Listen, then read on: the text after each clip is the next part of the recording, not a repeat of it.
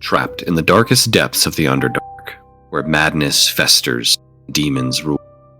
A band of unlikely heroes must escape imprisonment, only to return again to survive unspeakable horrors and fight their way back to the light. But the Underdark doesn't let go so easily. This is Out of the Abyss.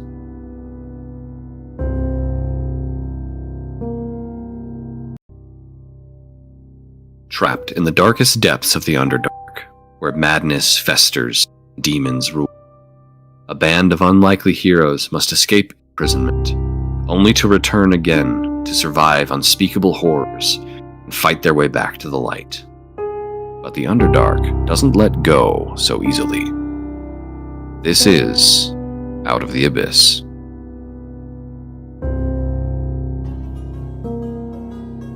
To briefly recap last time, if I remember correctly, you guys had come back from a rather intense battle with Thavos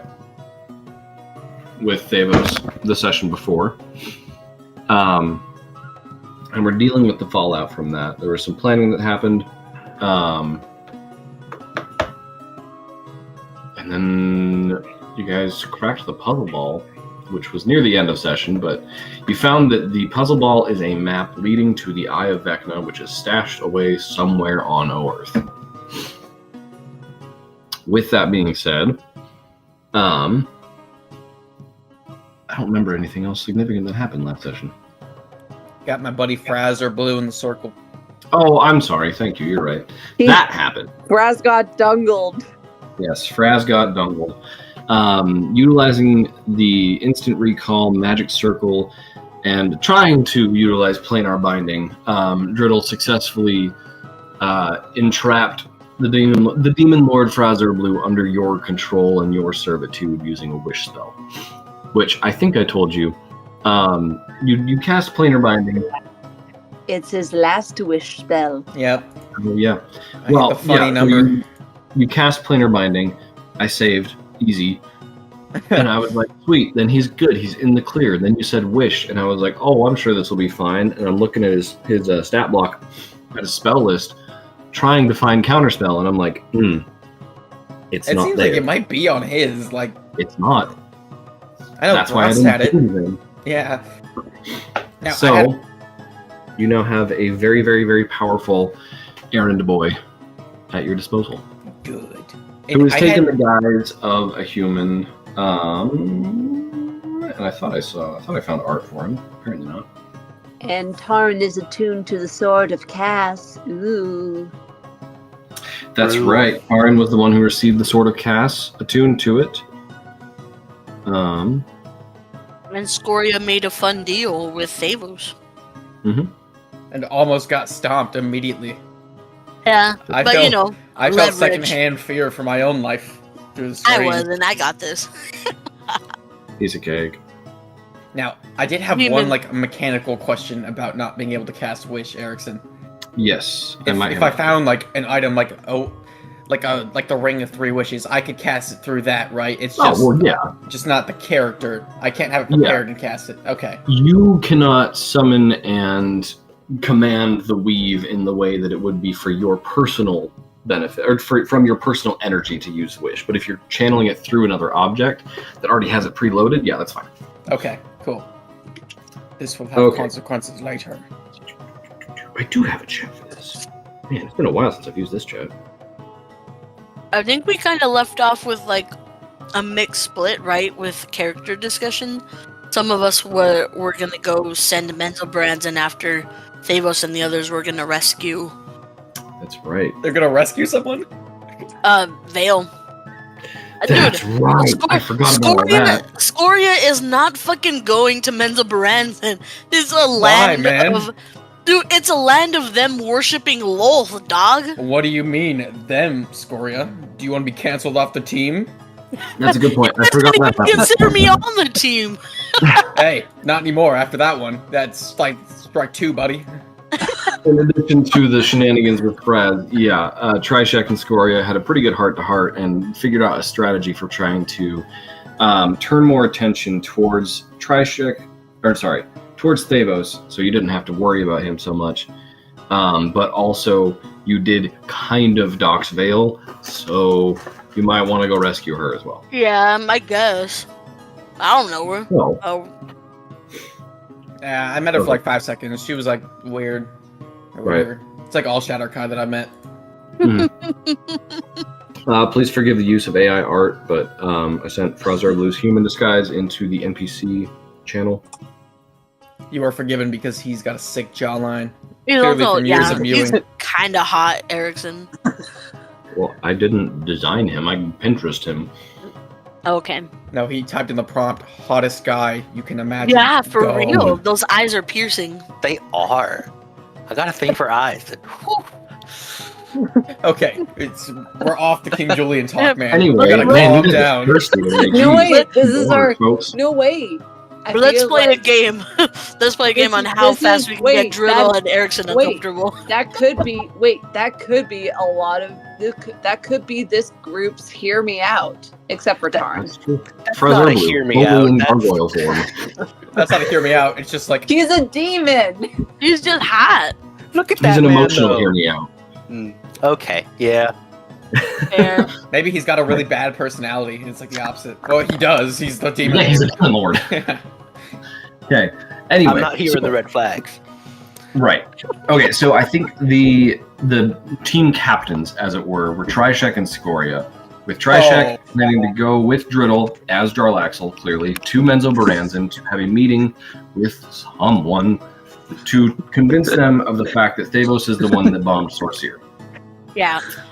Team 2 is Scoria, plus whoever wants to go with to go rescue her. Wait. I'm immediately gonna have a conversation with Dritz and like, I'm sorry, man.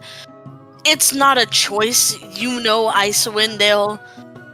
I think. Wait. I'm not going to Menzo Baranzan. Wait, Scoria, what's even the plan to rescue Vale? You're gonna walk out there?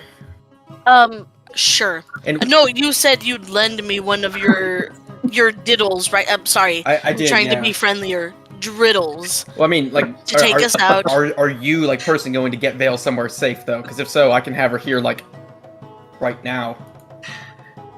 Well, the point is to go and get her, since I guess I did kind of put her in danger.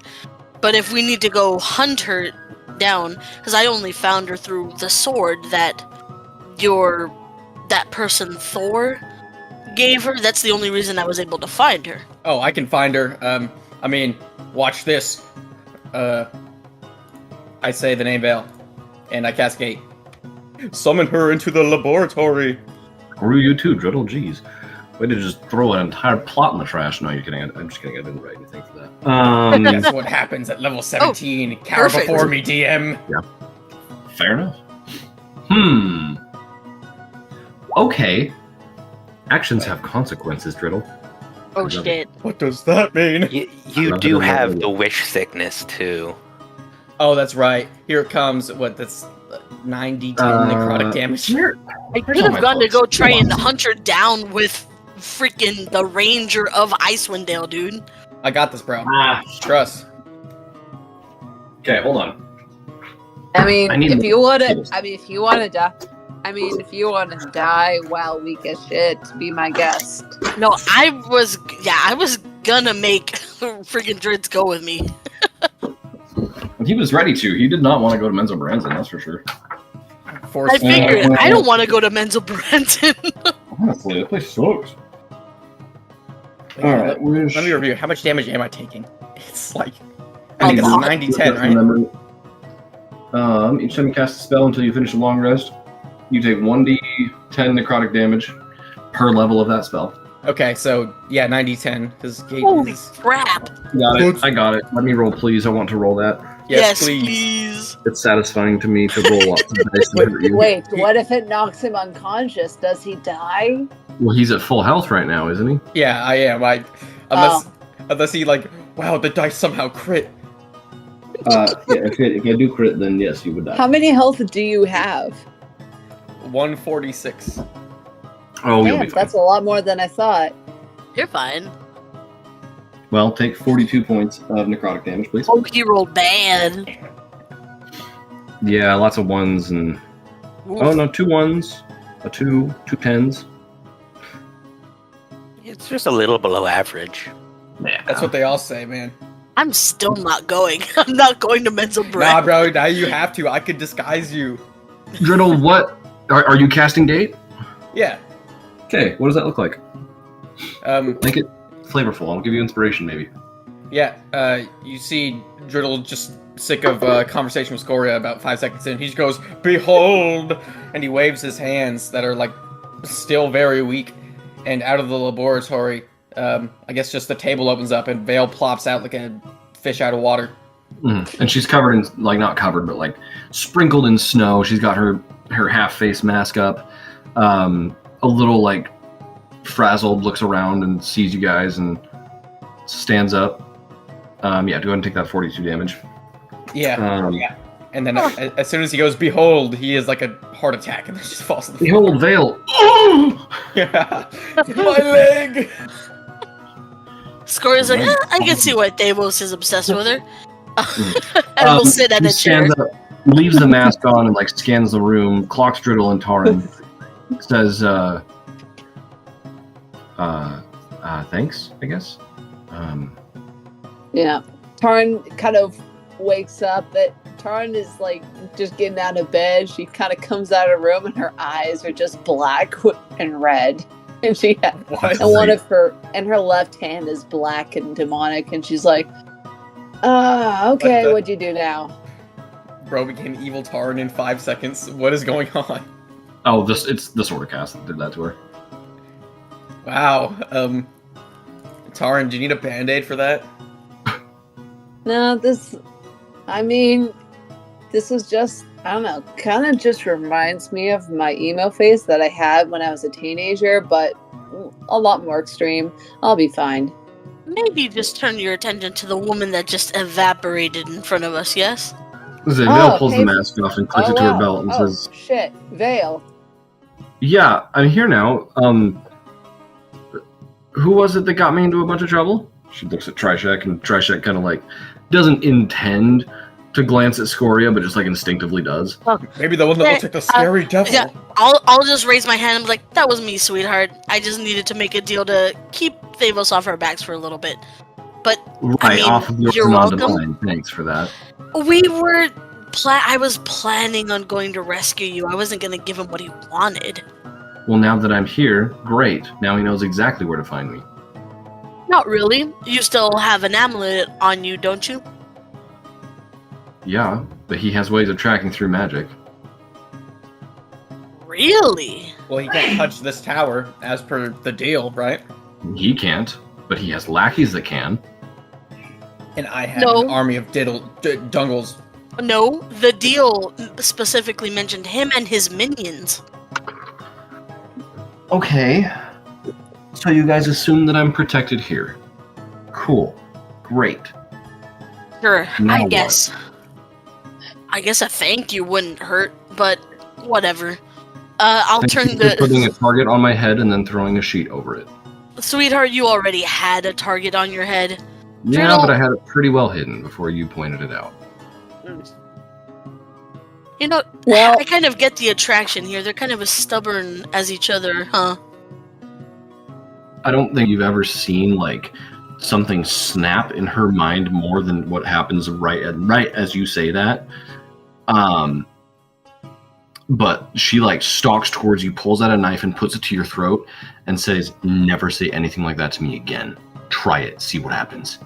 And I'll look down at her and say, "Tease, do it." She pushes it about 1/4 of an inch into your neck. Enough. Go ahead and say... Alrighty. Guys, we got on the table to fry. 5 points of piercing early in the damage. morning. It is too early in the morning for a bunch of drama. Yeah. You know what we gotta do? We gotta get the Eye of Vecna. Gotta wreck that thing, okay? Cause Vale backs off and turns to Driddle and says, "Cool, keep your horny devil's advocate in check then." You got it. Hell, I kind of like her. Yeah, that was hot. You want a third? What you guys He's- don't see is Trishek holding his hood down, trying not to bust up laughing. Scoria is openly laughing as Aelin is whispering, like, hey, if you can get her to agree, why not? Okay. Frazer Blue, enforced like abstinence in the tower. This is my command. Hey, Which Hey. you already sent Fraz off, right? Or is he still there? I don't know if I said. I don't remember. I'll leave it up to Riddle? you. No. No, he's still chilling there. No. And I command him to enforce abstinence in my tower. And if any of them break it, send them to horny jail. Well, whatever he thinks that is. He kind of rolls his eyes and says, I suppose I'll do what I can. Sorry, Taryn, you got punished for my actions. Yeah. How does it feel, man? Maybe now you'll reconsider. Well, you know what? I'll be horny somewhere else, but now we got to get to the Eye of Vecna.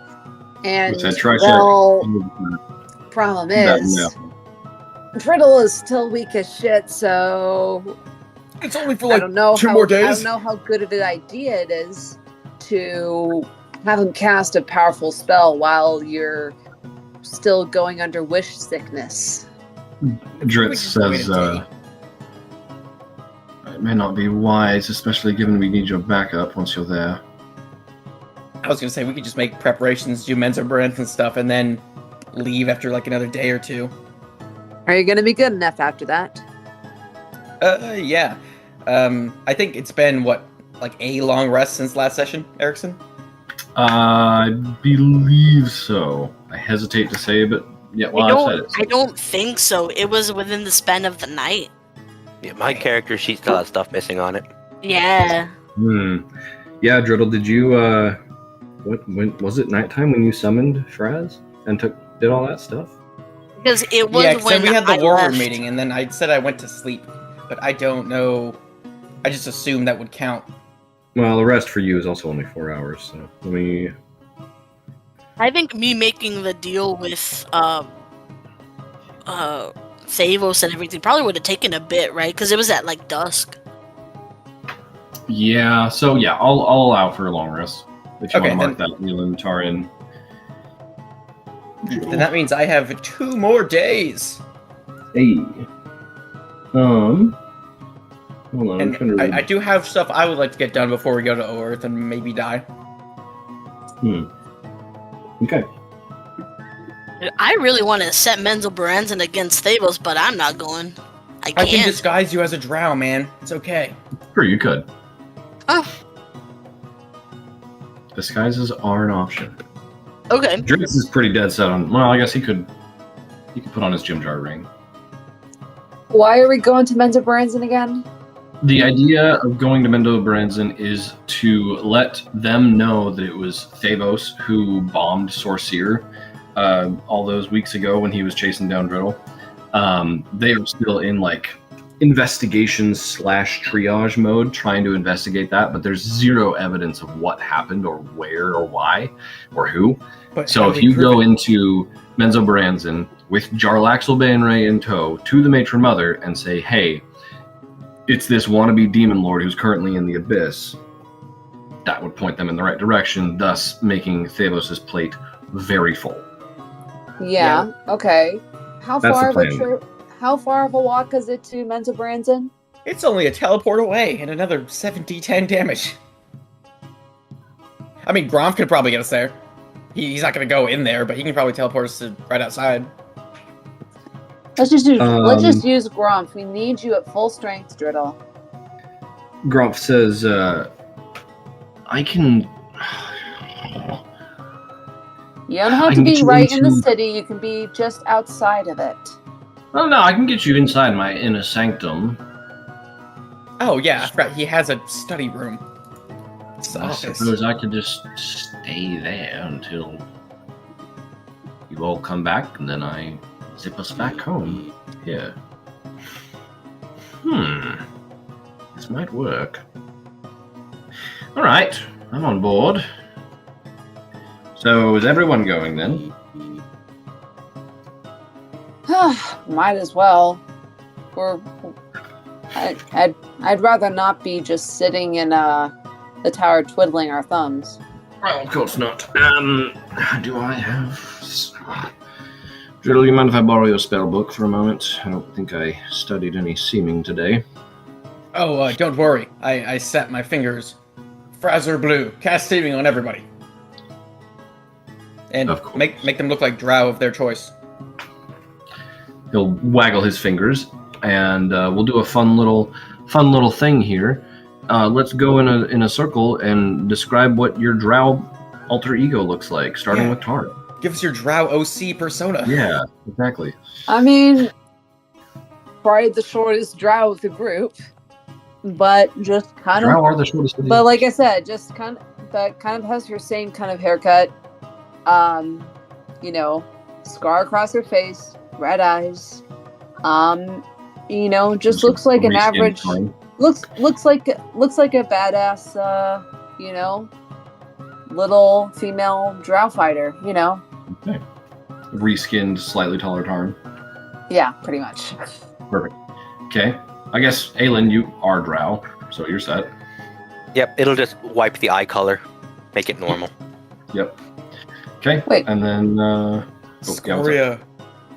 Scoria's actually gonna get disguised as a female drow. Red eyes, long white hair up to about her waist, with a kind of simple outfit. I guess like as attractive, if not as attractive as Aelin. Okay. Is Aelin male or female presenting today? Male or female today, because Mendelbaranza. Aelin will lean over to Scoria. Shame. Smart. I was looking Smart. to collar you. Oh! You see Frazer Blue growl in the corner. That would strike one. A female drow will wink at Aelin. Aelin. Goodness gracious. And Driddle just has Fraz enhance his jawline 10 times, so posted new art in the chat. Oh boy, you just run it through the mewing filter like 6 more times. Outstanding. Anyway. Guys, I just gotta say, this episode is gonna be wild to edit. I'm kidding. You get a slideshow of just Driddle mewing the whole time. Yeah, pretty much. Yeah. No, Driddle, Fraz would make you look more like Jarlaxle, I guess, if there's anything you've done to alter his appearance. Probably just eat crappy. He's probably got a bit of chub on him. Yeah, well, I mean, you don't have to be as physical as he was. So. Yeah, because he was like a swashbuckling pirate. Driddle does not do backflips around the tower. No, yeah, you've ruined his body. Good job. Yeah. Years of hard work. Chisel those abs. He's and the you've just Pillsbury covered him with a- Doughboy. Yeah, Yeah. I've got Jarlaxle dad bod upgrade. Woohoo! You've taken that 6-pack and you put it back in the cooler. Yeah. Okay. You guys prepare to get teleported into Gronk's sanctum.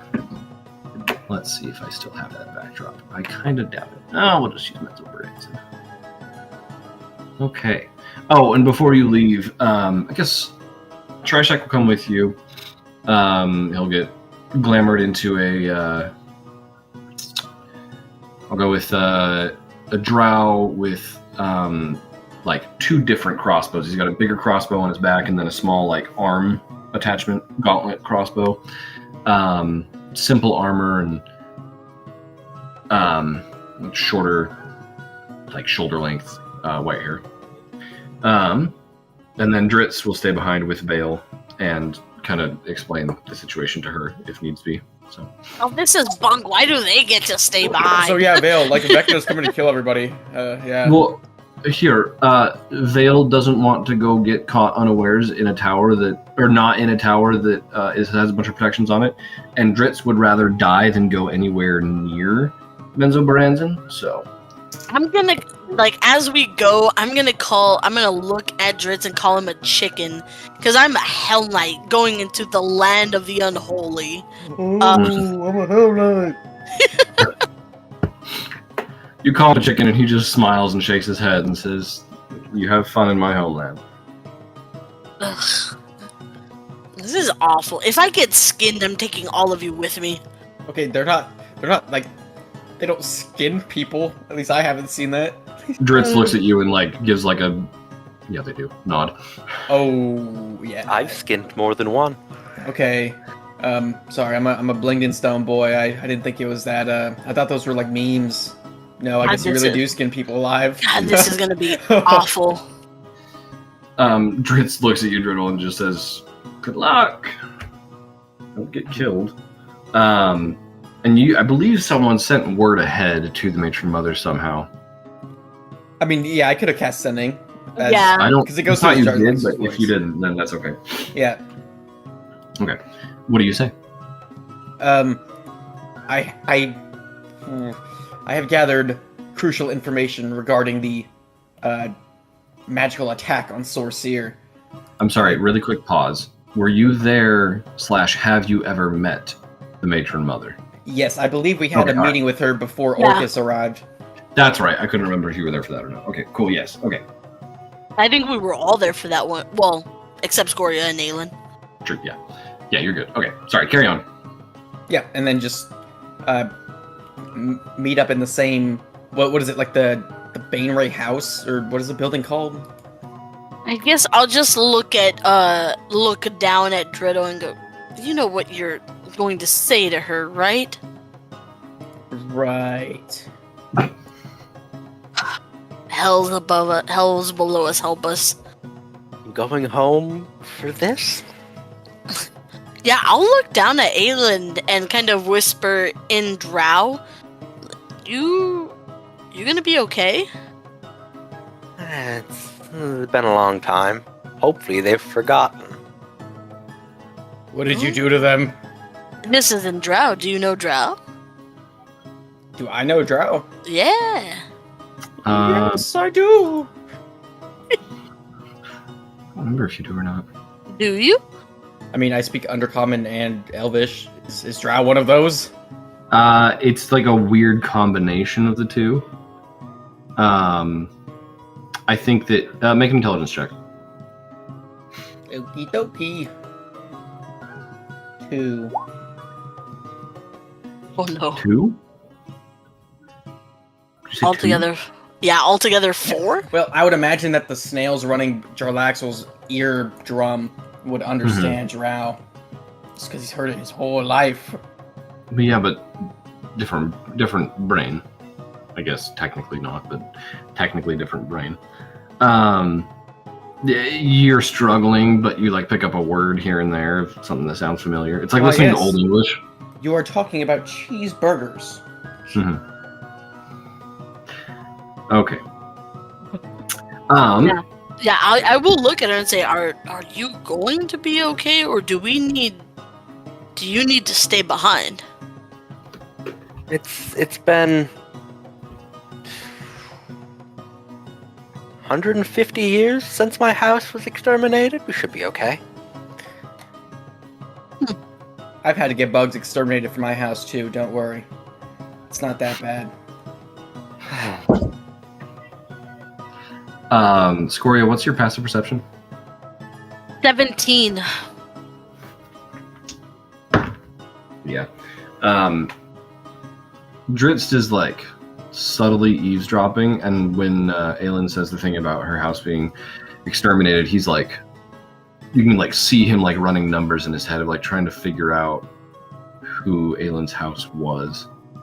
Actually, I think it was like 3 centuries ago, but Well, I mean, still. whatever the timeline is. Yeah, I'm saying that you noticed that Dritz picks up on your guys' conversation. I'll look over at Dritz and smile and go, eavesdrop much in Drow? And he responds in Infernal and says, I try to. I'll keep grinning. That's fun. Like, he's a little devious as hell that I thought. Okay. I'll give him a little wink and move Aelin along. He gags. No, I'm kidding. Okay. As Gromp finally finishes all of his preparations and getting his bathrobe tied up or whatever, he's not staying, or he's not going with you guys, but he's staying in his lab. Gets the teleportation spell all queued up and gets you guys inside. as he casts. Oh, sorry, Driddle. I liked your spell description earlier. Take inspiration. Let's go. As he casts. Oh my goodness. Sorry, earthquake. He holds out this spell, and like it looks like he's like pulling runes off of the page, smashes them into the ground. And it's like walls of energy come up out of this teleportation circle around you guys, stretching the room around you. And then it like pulls back down, and it's like a different setting entirely as you are summoned back into the teleportation circle in his inner sanctum. Which, yeah, I've already got you guys there. Don't I? Scoria will take a big whiff and go, smells like spider, and kind of grouch off looking at books really quick. Wait, so we're in Grom's like office in Sorcerer? This is the demi-plane. sanctum that you get through his office magically. Yeah, you had to go through the maze spell to get to. So that succubus or whatever is still in the circle. The Yoklol, yeah. So yeah, he kind of gestures off into the other room, and there's a drow woman sealed in a magic circle, glaring at you guys, and he says, "No, I believe it's her that you smell, actually." Oh. And Scoria will grin and just flip with both fingers off at the Yoklul and keep looking at books. She hisses at you, and as she does, her face like transforms into like a disgusting spider hybrid, and then she goes back into her normal, beautiful drow self. It's like, oh my god, I didn't think you could get uglier. All right. As you guys continue teasing my NPCs, Scoria. You transport yourself, I think it was through the fireplace, I think I said. Yeah, there's like a little black dot that you can touch. Yeah. You go through this black void doorway, find yourself in his outer sanctum, which is in Sorcerer itself. And as you step through, the door has been removed. The room has been mostly cleared out. Wet floor signs. What? I said wet floor signs everywhere. No, not quite. As you step out, you can see that the wall directly outside of his office is like crumbling a little bit around the window. And if you look down the hallway, you can see that there's like more of this floor is just taken apart, and there's essentially like crime scene tape around. Most of the top floors of Sorcerer have been kind of closed off since Davos' bombing. Davos' bombing. I love this campaign. Absolutely. I would assume that Jarlax will be leading this charge, correct? Yeah, I say follow me, companions. Follow me, students, whatever you are to me. Trishek like kind of leans close and says, "Buddy, you're gonna need a whole lot of confidence." Yeah, then I immediately turn on the Riz face and start marching down. When in doubt, where's it out?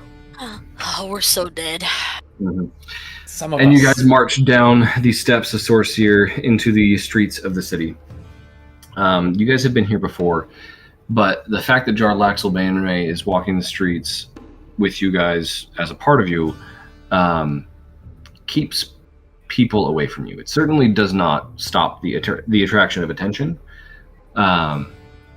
but people take a wide berth around you, which is probably a good thing. Okay. Are you guys making any stops? Oh wait, Driddle, I don't think you ever finished your message. I think I interrupted you and then we never got back to it. Oh, I was just gonna say meet us at the, and then I was looking for the building name, like That's the same right. meeting spot. And I had it pulled up. It's the Dordan spot, no? That was the Brigandarth's hideout. Yeah.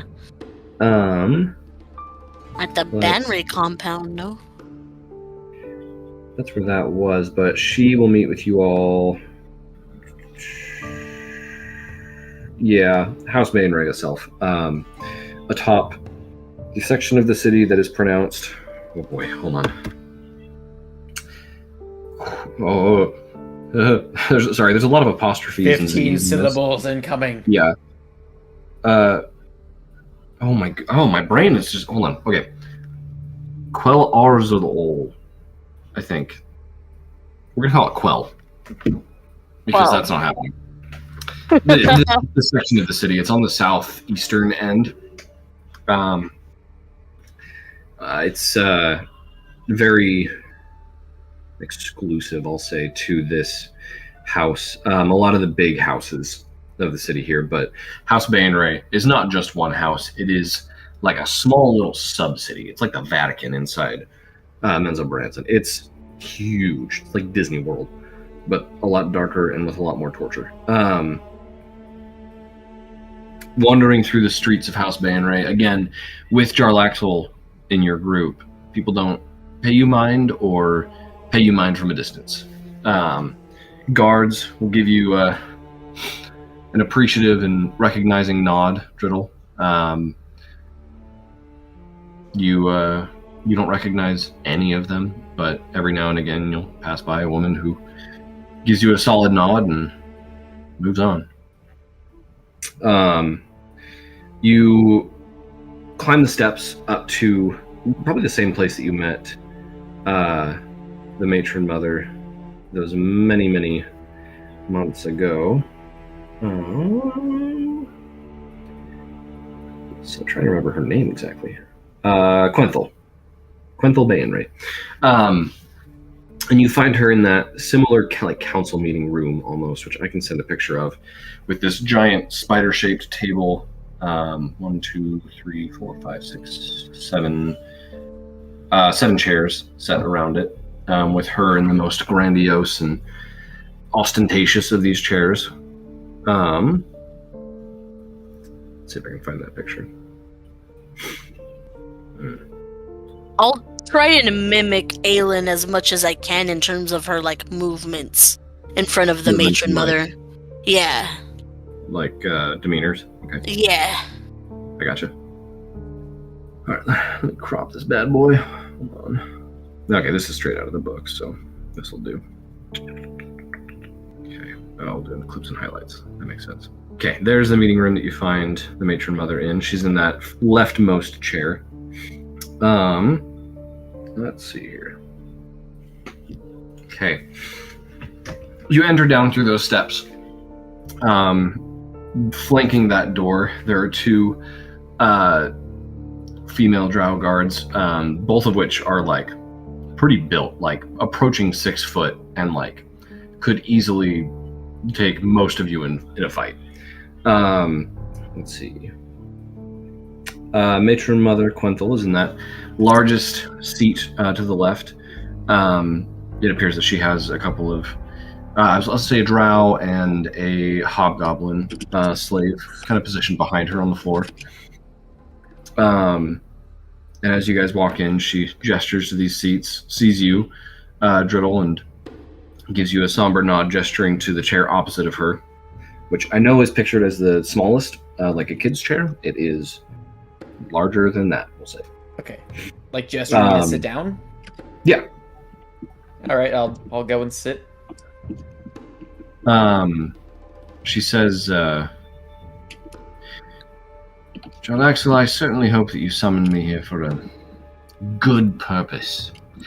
I'm a very busy woman, and I know that you're busy as well, but it's also been months since I've seen you. Where have you been? Yes, I have, pardon my belatedness, matron mother. I have been accompanying these abyssal breakers, as they call themselves, in order to gather some more information on the demonic threat which we have squandered. But more importantly, I've called you here today because I know I've figured out exactly who has attacked Sorceer with that foul display of magic. I see. You're here to offer a name, I hope. Indeed. It is Thavos, the Blackmane, as he might call himself. A former member of this team, or their team. You said this team. There we go. That's fine. She kind of narrows her eyes and says, one of the members of the Abyssal Breakers was the one who killed dozens of young mages in the halls of Sorcier. Indeed, with the foul artifact of his once enemy Orcus. Right, who we helped you all defeat. Yes, he He went rogue against the team, stole the artifact, and then wreaked havoc across the plains. He now resides in Thanatos, at the seat of that cursed ruler. And you let him get away with a demonic artifact of such power that he now uses against us. Well, the wand of Orcus no longer rests in his hands. We managed to hide it away from him, somewhere he would never get it. But now he plans building an army in Thanatos, and that's not something we can deal with in a day's time. Fair enough. I take it he didn't leave the group on good terms then? Not at all. No, he solemnly swore revenge on the lot of them. Interesting. This is that group then, I assume? What, the other drow in the room? Correct. She kind of waves this scepter and her eyes go completely white for a second as she casts True Sight on herself. Oh. Indeed. These are the other members of the group. She kind of chuckles and says, "Don't be too alarmed. I would hope and assume that your disguises were not to fool me, but to fool everyone else in the city." Yes. Yeah. Well, just to show a little bit of respect. Matron And Mother, I think, was it? It was, and I appreciate that respect. So, Jalaxel, you come to me with this information, and I am greatly appreciative for it. What do you intend to do about that? Well, with the backing of any drow from this great city, I intend to lay low Black Mane once and for all. Is Bregan Death not enough? You have scores of assassins and those that are skilled in subterfuge and infiltration. They might be to kill him directly, but we've seen that he doesn't have the tendency to stay in the soil for as long as we'd like. I see. No. Perhaps keeping him imprisoned in Menzoberranzan might be a more permanent solution. Imprisoned? Jarlaxle, no. He's a greater threat to the plane at large if he's allowed to be actually continue to live, honestly. I would have thought with all the mages and all the sorceresses of Menzoberranzan, we couldn't find a more, I don't know, permanent solution? The matron mother is holding back a smile as she watches this discussion and says, "I will say imprisonment is rather gracious of you, Jarlaxle." You must have let Volentia get into your head a little bit, Jarlaxle. Oh, there's no mercy for this one. Do you all need to have a discussion? Do I need to leave the room for a moment? No, you're Oh, fine. can in I? here. Oh, hey, DM. Mm-hmm. Yeah. I want to do an insight check on what was her name? Quethel Bainray? Yes. Does What are she you trying to figure does out? she know that? Is she catching on to Dridlaxel basically? Yeah, make an insight check. Yeah, no, I've something's no. I'm gonna add a D10 because I don't want to fail this because I know she's very good at lying. Mm-hmm. Does a 23 get me anything? Ooh, that's really good, Taran. I know. Well, yeah, all the Bregan Arth that, stole my dark heart, they definitely didn't say anything about that. They might not have, dude. You don't know.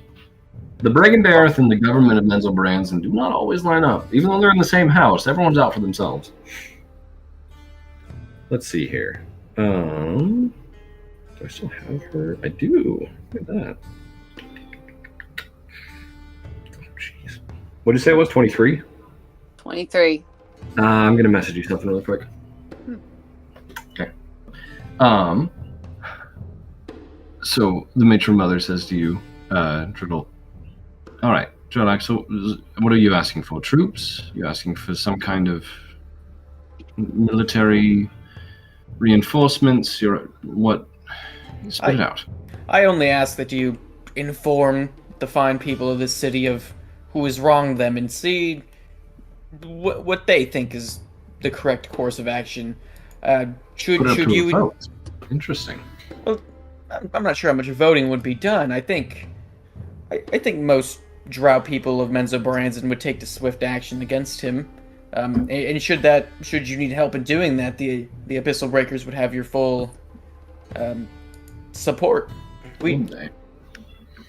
Let the minor houses blunt their blades against the abyssal forces. Not your problem. Let them try for their chance at glory and lubricate the passage of your armies. Indeed. Lubricate. Somewhere, Frazer Blue's eye just twitched. He pulls out his little pocket notebook and makes another tick That was- mark. Yeah. Tom was thinking like, Taran's well, on that strike was a too. choice. That was a choice of words. I think that the matron mother would look at you, Aelin. You said about 300 years? I think when the Claw Rift swallowed a Blowdrow, it was about 100 years before. It was Quenthel and Jarlaxle's mom who did it. Right. Oops. Quentel's old though, so yeah, she hears you speaking, looks at you, and like her look kind of just lingers on you for a second, and she pulls away. And I'm sorry, I need you to give me the Reader's Digest version of what you just said. It's completely gone from my head now. Short version. Yeah, Tell the minor houses. that's right. Let them think Yes. this is a chance for glory, and have them all go fight him and die. Why would you send Bayenre warriors when you have a whole horde of disposable ones? She says, that's well put. They have the means of reaching the abyss to find this aspiring demon lord. I think that may be wise. All right, well, Jarlaxle, I appreciate the intel. I look forward to hearing more from you. Do you have anything else for me? That is all for today. Thank you for having this meeting. Indeed. Well, if that's all, then I'll ask you to leave. Yes, I. Other business to attend to here. So. Yeah, we'll be going. Yeah. What was that, Tarn? As after she leaves the room, and once we have, She's like, not leaving. She's kicking you guys out. Oh, she's taking us out. Okay. Yeah, she's kicking Well- you guys out. After she kicks us out, Tarn's going to walk over to Driddle and just quietly says, Quethel is playing you. I'm also worried that, I don't know, she might be onto us about what you're doing. Well, the last person who found out, well, telepathically, the last person who found out about me, I took his belt off and blasted him straight to the abyss. So, I think we can take a few pesky drow. And who was this last person that did that? I think it was Gratz. That would have been Rots, yeah, if I'm following your conversation. Tarn, with your... Oh, yeah, go ahead. And also the Bregan de Art that they know not to be snitching on the Menzo block. Tarn, with your insane passive perception, as you guys are leaving the room, whether it's before or after this little conversation, she beckons one of those guards over and whispers in her ear, and then just kind of sits back, and you guys Can I leave. hear? Oh, wait, do I hear what they're saying? No, you're like at least 50 feet away at this point. Or do you have the observant, or whatever the feat is? that you read next? Do I have? I don't think I do. No. Feats. No, I just had the skill expert feat, and I have a plus 16 in perception, but I don't know. But that's not. But it's How not many observant. feet away? How many feet away are they from us? 50, I'll say. Shit. Alright, Okay, guys, I can't put a seal on them. guys, I have a plan. Start running as fast as you can to Sorcerer. Yeah, that's not sus at all. Make it seem like we're a cross-country group. Right. Taran, go ahead and give me an investigation check with advantage because of your crazy high perception. Okay. All right. I'm gonna add a D10 to that. I'm gonna use my tactical awareness is coming in clutch. 19. What do I get? Ooh. With your amateur lip reading skills, you get 2 words. You get Brigandarth and Leader. Yeah. Tarn's still not sure, but just say. But yeah, she'll just say to Driddle, just keep your guard up. Be careful. I don't trust Quethel. You got it, dude. Thanks. Trusting Quenthel would be a mistake. Yeah. I mean, obviously. I'll whisper old bat and drow to Aelin as we walk away. What are you saying about my hat? Oh, it's awful. Scoria. All right, you guys head out of House Bainray. Just back to Sorcier, or do you want to stop somewhere else in the city? Oh heck no! I say we leave. Yeah. Did I catch the insight that Quenthel, pegged me for who I am? Yeah, you would have caught it. She didn't do anything about it, but what's your insight bonus? Plus 14. Wow. Yeah, you definitely would have caught that little hesitation that she had. Yeah, my passive insight and my passive perception are both 24. Jesus. Yeah, you definitely caught it. My passive investigation is a 17. I see. Okay, it's like, well, I was considering going by the Claw Rift, seeing the old homestead, but they're all dead and bones anyway. We should leave. Okay. It You guys wasn't. head back. My survival wasn't Quenthel's crime, but she would have inherited it, so we should go. In heading back to Sorcier, so wait, Aelin, you got a 24. Tarn, what's your passive? My passive perception, Yeah. 26. Okay. Jeez, these guys are freaking level 17 players. While you're walking back, you get you're going through the I think it's called the Grand Bazaar or something like that. Let me pull it up. Oh, just the bazaar. Kind of just the community area in the city where a lot of commerce happens. And Taran, Taran and Aelin, with that freaking passive perception, you're being followed by a figure. They're staying very, very well hidden and close to the shadows, but you can tell that it's a shorter female form, blending into the crowd really, really well. But they've been on your tail, sticking about 40 feet away for the past 10 minutes. Does it look like any of the drow woman we've seen earlier? No, I don't think so. Huh, okay, just Go ahead and say make an active perception check if you don't mind. I will, because I'm good at that. I'm gonna link everyone psionically for the next 3 hours and be like, Right. we have a tail? Do you want me to remove it? Do you make like a slight gesture to kind of let us know where? I can just describe it to you in your heads. Okay. Around. How many Yeah, feet away would Aelin describe her as being? About 40 feet. Wait, I can just erase her too. Yeah, I'll slow down, kind of like pretending to look for something in my pockets, and when they get 30 feet, I'm gonna try and put a seal on them. If Aelin pointed them out to you, as you slow down, she pulls over and starts looking at a cart and window shopping. Mm-hmm. And a short 40. distance away. Mm-hmm. He stays 40? Yeah. Okay. I'm gonna keep staying there for a second and just kind of give him a nod and start making my way towards her, looking for something to get 30 feet. Interesting. All right. She wouldn't know what you're doing with that, so she'll keep doing what she's doing. Yeah. Your what seal are you putting on her? We're gonna try and make her my friend. Interesting. Okay. Hold on one second. Sure. Let me pull up a stat block for her.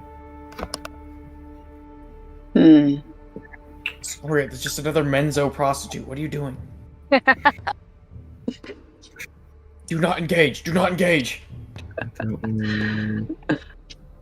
She can hear the jingle in your wallet. That's it. Oh, that's the one. Okay. Yep. Go ahead. Okay, That's give saved me from you? give me a DC 19 charisma saving throw. Do I have advantage for any reason? If it's a charm, you might because they're drow. Is it against being charmed? Because then I do have advantage. Yeah. The Riz.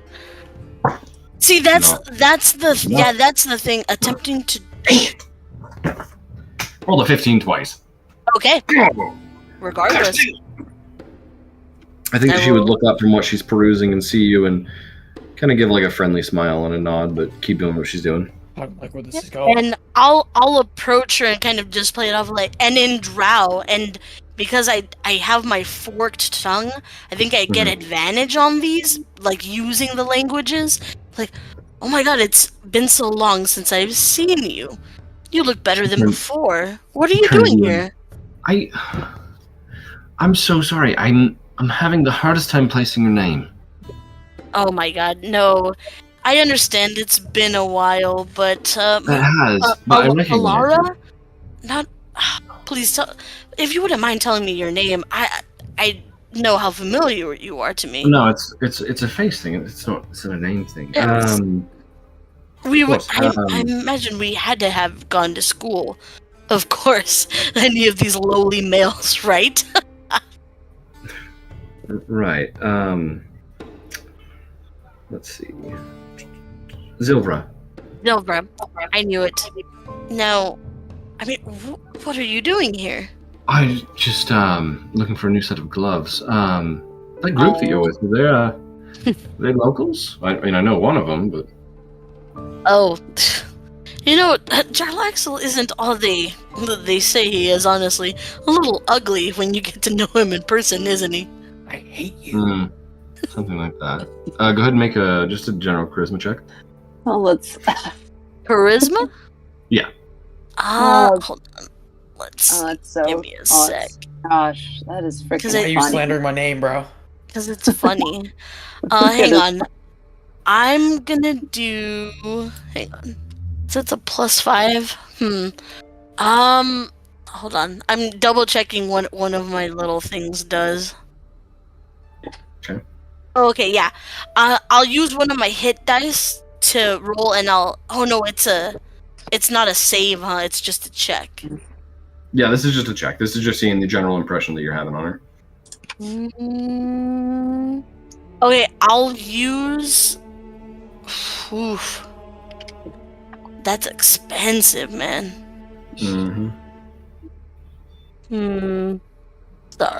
Sorry, guys. I'm looking for it because I know I have something for this. You're fine. It was like part of the feats here. Was it part of was it one of the seals? Part of your world. Yeah, I know. I mean, while we're having this conversation, is there an alleyway nearby? The bazaar is kind of more of like an open, not courtyard. What's the word? Like town square almost kind of situation. There are alleys that are near-ish. Sure. Okay, here. I'm so sorry. I found it. I have Moloch's blessing. I have advantage on these. So the first one was a 14. Okay. Ugh, the 13. Damn, this is bullshit. Yeah, with that That's total. 14. 14 is what it is. Okay. And then I should also ask, what's your passive insight? Insight 17. Dang. Well, first of all, you pick up on the fact that she's lying about her name. Yeah. Let's see. There. I guess with the last kind of left off where we left off is if they're locals. I'm like, oh, Yeah. well, as you can imagine, to the bane of everyone's existence, Jarlaxle is local, but the others have a story you were to tell. trashing on Jarlaxle. She kind of gives a smirk, pulls up her sleeve a little bit, and you can see a tattoo of a feather on her wrist. You know that to be the symbol of the Brigand Earth. She says, "Oh, believe me, I know." So you're kind of stuck with him too, huh? Obviously he's local, of course, but the others have a much more interesting story. You have a minute? I can, yeah. And I'll kind of nod to her and start leading her to the nearest alleyway I can. Are we all just saying Scoria lead a woman to an alleyway? Yup. Yeah. Well, I mean, you are still psychically linked, so if you want to be sharing this, No, Yeah. I don't want to listen to what happens when Scoria leads women to alleyways. very And well. it looks like he's seducing them. I'm fine. Mhm. Fraser Blue's crying back home. He can sense this. Hey, this isn't the tower. Fraz can suck it. No, don't say that. He's psychically linked too. He's crying even harder now. Could I stealth and follow? No! Sure. Stabbing. How to report The game on group. start playing. Yeah, I will casually just kind of walk to the alleyway with her, and honestly, no fear after communicating with Aelin. Okay. Karin, we might have to blow up Menzo Baranzan. Finish Driddle, Davos are started. no, no. It's like, no, listen, I and- get where you're coming from, but no. Yeah, and I'll tell her, it's like, there's quite a bit to know about them. You should hear some of the stuff these idiots have been up to. Really? Tell me more. It's not really the place. Alara, right? I give her a wink. Yes. And I'll lead her as we're friends. We're going to the alleyway. Okay, even if my friend walked up to me and said, "Let's go to that alleyway," I'd be pretty sussed out. You're more than welcome to have me roll a deception or persuasion check if you'd like. Hey, buddy, let's go to that alleyway. Yeah, please. It's probably a common statement in fucking Oh, yeah, Mezzo for sure. Branson. Yeah. So yeah, you lead her over into a conversation about the group. What's your intention once you get to the alleyway? What are your intentions with my NPC? Once we're undercover, if I doubt I see Aelin, to be honest, after those rolls, I'm going to lead her to as far as I can into the shadows before she runs off, and I'm just gonna stab her. What? I Okay, knew it. Let's roll for initiative really quick, just between you and her. Sure. I don't need to put it on the I'm sure board. she goes It's mainly just a before. test. This Woof. is an insane session. Hey, The friend, eight. let's go to this alleyway. Stab. Eight? Give me a Cool. second. 'Cause She's got I have. 17. I think I have something for this. Hang on. All right. Could Oh, I it's- also roll into this initiative? Yes, you can. Oh, it's not it's not gonna help me with this. Never mind. Yeah, I rolled the 8. Okay. This just in: our hero stabbed an innocent woman to death in an alleyway. She's breaking down. She's not innocent. Oh yeah, I forgot. You don't Heroes like stretch. you don't like quotation mark them end quote. As you're chatting, this only goes into initiative because she sees you going for your blade. She's gonna go ahead and cast Dimension Door and just bounce straight out of there. Ooh, that is unfortunate. Mm-hmm. Can I do anything about that? Hang on. I might. You can run to Sorcerer and we leave and blow up Menzo Baranzan. I would also like Aelin to go ahead and make me a history check. Oh, she is I my really want you to roll friend. high. Yeah, but you are pulling a 19. knife on her. No. I think there's something that I can do. Really. Oh, hang on. 19's high enough. Yeah. I'll ask the player of Aelin, do you recognize the name Dabney Trararch? Vaguely. I think that after a couple moments, once you get closer to her, you recognize her. She is one of the very, very few very few female members of Brigand Earth. And she be dangerous. She has abandoned Lolth, as far as you understand. But So she's. no, If the Darth were going to send an assassin after fake Jarlaxle, she'd be the one they'd send. yeah. And you just tried to stab her like some commoner. What other properties does that seal have that you have on her? Yeah, that's what I'm looking at. For charm for you, but for an hour until you or your companions do anything harmful to them. Like Friendly to stab them. acquaintance. I didn't go to all she saw me was go for my knife. Use this. Attempting. But keep in mind, she's not like dominated or anything. She's just Yeah, friendly. yeah. She's still herself, and so she still has her cautious tendencies. If someone's going to be pulling out a blade completely unannounced, she's going to panic a little bit. Yeah, for sure. I think as she saw me reach for it, I'd be if she allows me to before her like dimension door, be like, whoa, I'm just showing you where my weapons are. I didn't want you to get the wrong idea. Okay, yeah. She'll say, "All right, it's dangerous here. You don't just brandish knives." Exactly. Just showing you where it is to make sure I didn't get stabbed in the back. Come on, Alara. I have been, so just it's not fun. I know they're an interesting bunch, especially what they came here to do. And what what is are that? you doing? I live here. I'm allowed to walk the streets and. Alara, please. You've been following this for a little bit. What are you actually doing? Come on, we'll trade. You tell me and I'll tell you. I recognized her as Dabney, yeah? Correct. I will tell Scoria that information. It's like, yeah, her name's Dabney Trerak. She studied at Aristotle's. She is a priestess, and she works for Jarlaxle, the real one. Got it. What do you mean, the real one? I'll just kind of like, interesting. And I'll lean against the wall, kind of still casually doing that movement to the dagger, like just to show her where it is. It's like, yeah, well, again, fair trade. Why not? You tell me why you've been following us for a little bit, and I'll tell you what I know about them. All right. Well, frankly, my boss has been missing for about two and a half months now, and he shows up unannounced with a strange group of drow, and I'm curious why. What? Is there any doubts that he is Jarlaxle Bandre? You're asking her? Yeah. She, looks legitimately confused by this and goes, I mean, there weren't, but now there are.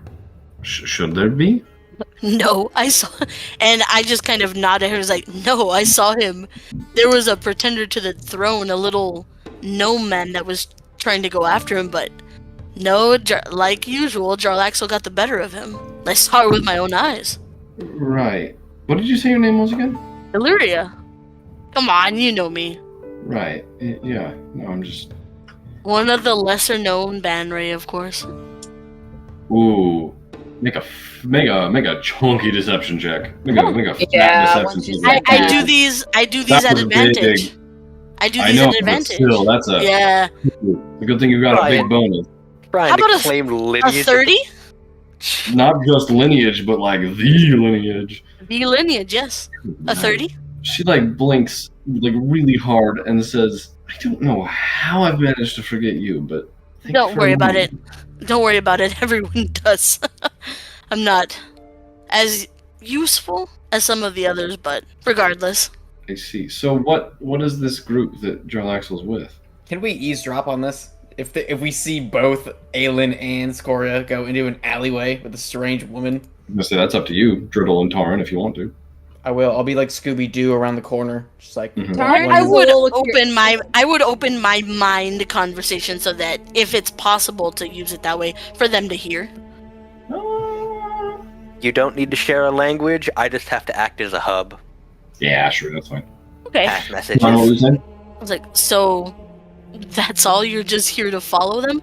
Because I can vouch for them. It is the real Jarlaxle. I mean, he's slaughtered enough of the group quietly to know. For me to know. Taran, what were you saying? Taran's curious. I guess she'll probably just sneak up. She'll just kind of sneak up by an alleyway or a rooftop. Yeah, just listening. The woman says, "You've failed to vouch for anyone else that he's with, though. Who are they?" Those are some random recruits that were brought up in the Underdark. Surprisingly, that damn wizard's tower that was holding that batshit Don't dox crazy us. wizard. Don't dox us, bro. What are you doing? I'm trying to remember. That's not my tower. I don't give a fuck.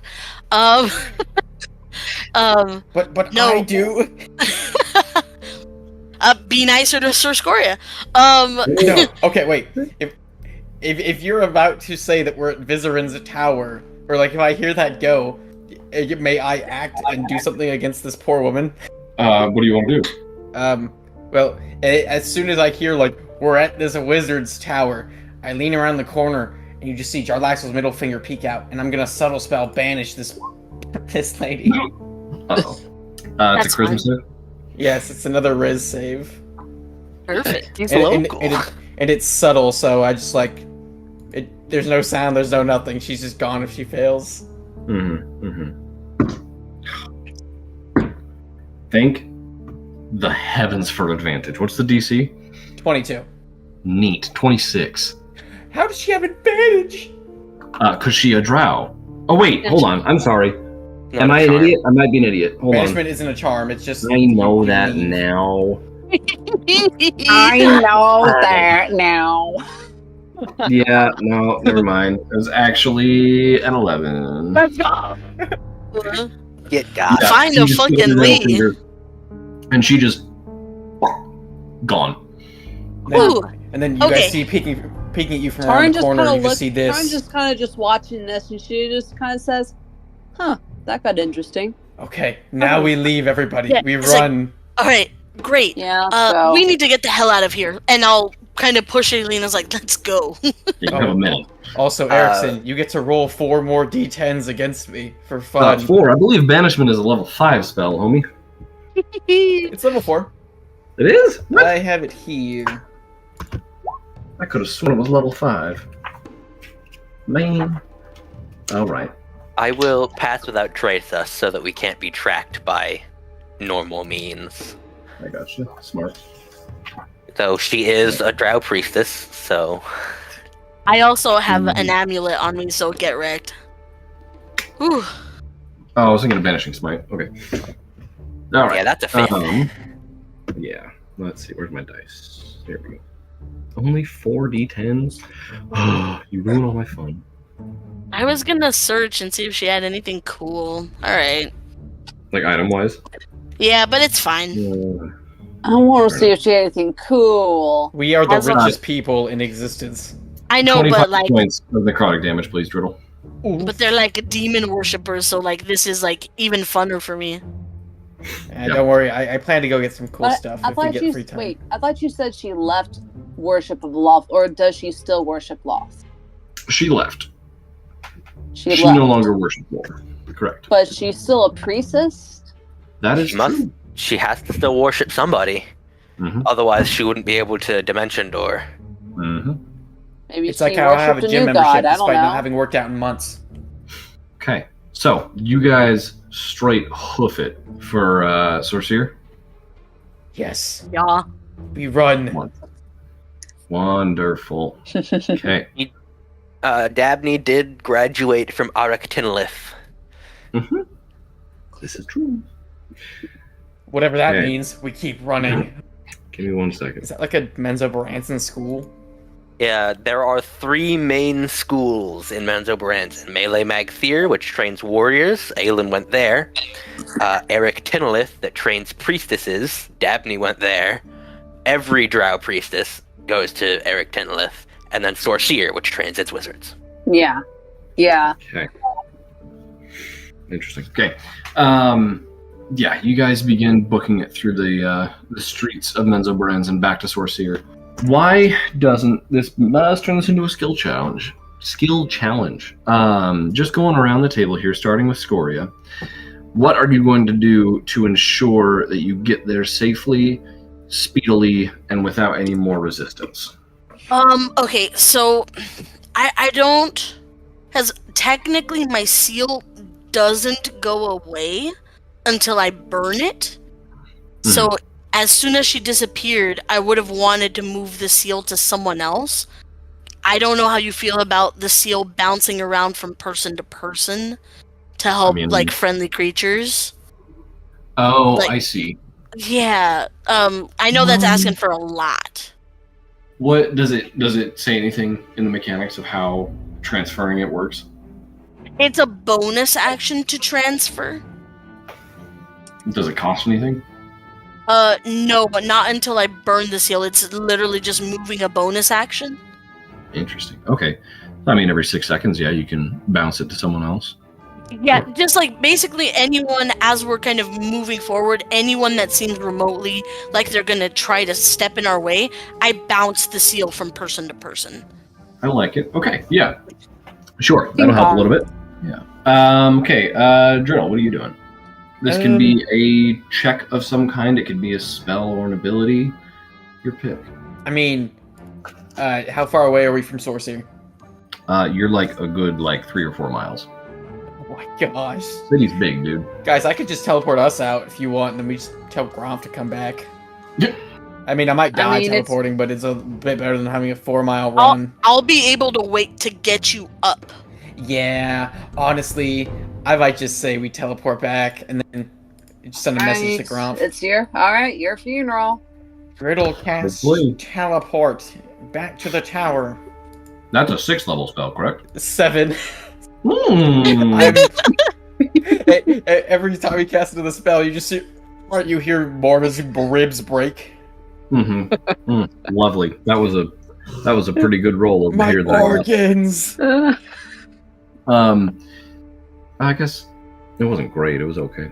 This is just the funniest thing ever. Yeah, it is. Yeah, you guys are running through the streets of Menzoberranzan, and as soon as you get to a point where all of you guys are relatively close, Driddle, you whip out your spell book and cast teleport, just leaving a puff of smoke and some sparks in the air behind you guys. Go ahead and take 39 points of necrotic damage as you collapse to the floor of your laboratory, gasping for breath through the Are blood you that you're coughing up. Are you unconscious, Driddle? I wish I was. What are you at? 40. Okay.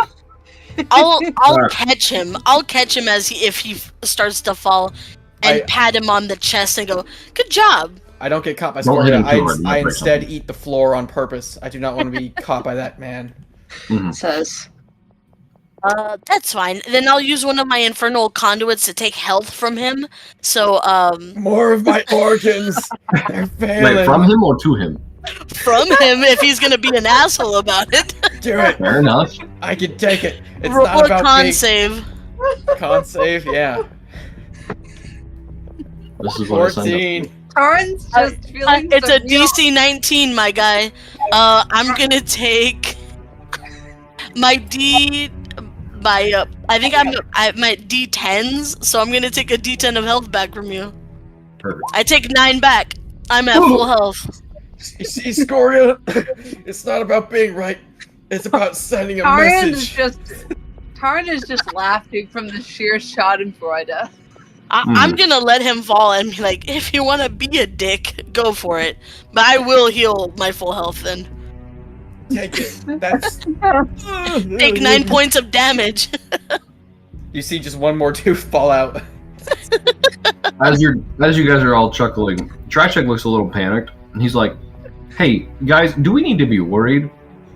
Oh, yeah. Oh yeah, probably. Damn, that was fun. One more thing. I send a 3rd level sending to Gromp telling him to come back so you can do another 3d10 damage. I got you. Come on. Ah, only 10. 10 more points of... That puts you down at 21, right? Yeah. Riddle's just liquefying his organs. Yeah. He can't stop sending spells. Curse being a sorcerer. Yeah, so what do you tell Gromp? I tell If Gromp. Driddle goes a full day without casting spells, he has an aneurysm. Yeah. Mhm. I just tell him we had to come back early. Please teleport yourself and it just sounds like I'll say- Driddle dropped his phone halfway through the message. Right. We'll say, all right. You don't sound well. Are you okay? The caller has not set up a voicemail box yet. Please leave a message. Please leave Number a message is after the my disconnected. organs. Mhm. Oh my god. Look, if you're gonna be a dick, I can be a jerk back if you're Driddle like. accidentally turns on his camera halfway through, and you just see like 2 black eyes, no teeth left. He's trying to smile. I could- Looks like a character straight out of Popeye that's been like a 12-round boxing match. Yeah, exactly. After a moment or two, the teleportation circle starts to light up, and Gromp steps out and materializes. Sees you and like cocks his head and is like, "You understand what's causing this, don't you?" I do. Right. So sit down But the and weave, breathe. the weave is addicting. You are addicted. I would strike you down with chain lightning if it didn't immediately kill me. He'll turn to Tarn and say, "How did the meeting go?" Could have been worse. I would say that we did get the message. We did get the message across to Quethel Bangray. She looked like she believed us, but I don't know. I got a feeling that she's kind of onto us, and What? I don't Why? know. I think she's playing Driddle. Because Driddle is disguising himself as Jarlaxle. And I forgot, is Quethel his mom, his grandma, his aunt? Quenthel is both of our sister. Oh, well, yeah. So basically, yeah. So Jarlaxle's, he's pretending to be. I mean, imagine trying to lie to your sister. I've never been able to. So that's why I'm a little concerned. I'll give you that.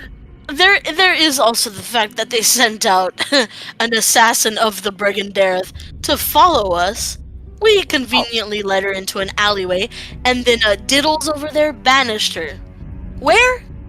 But by the way, that was quite hilarious. Oh, after a minute she comes back. Right, so she is back currently. Yes. Cool, great, awesome, wonderful news. I'm leaving. She doesn't know that she was banished. It was a subtle spell. And it was so subtle that afterwards I screamed in debilitating pain for everyone to hear. Right, and I assumed that when she blinked and that she realized that she was deep into the plane of Nessus, she just thought, oh, this is just a normal Tuesday afternoon, isn't it? Oh, she also does happen to know that I put a charm on her, I suppose. Well, and I will grin at Gromf. Adding it on! Yes, I'm gonna go pack my bags. I guess that settles it, guys. We have to blow up Menzo Paranzin. No, Just add her to the... I'll add her to the list. I'll kill her later. Riddle, I didn't think that you could possibly make this situation worse with, the undying Lord chasing after us, but somehow, miraculously, you've managed it. Look, the drow will be distracted with Davos. We did manage on getting that point across. That they know who wronged them. You really underestimated Driddle, huh?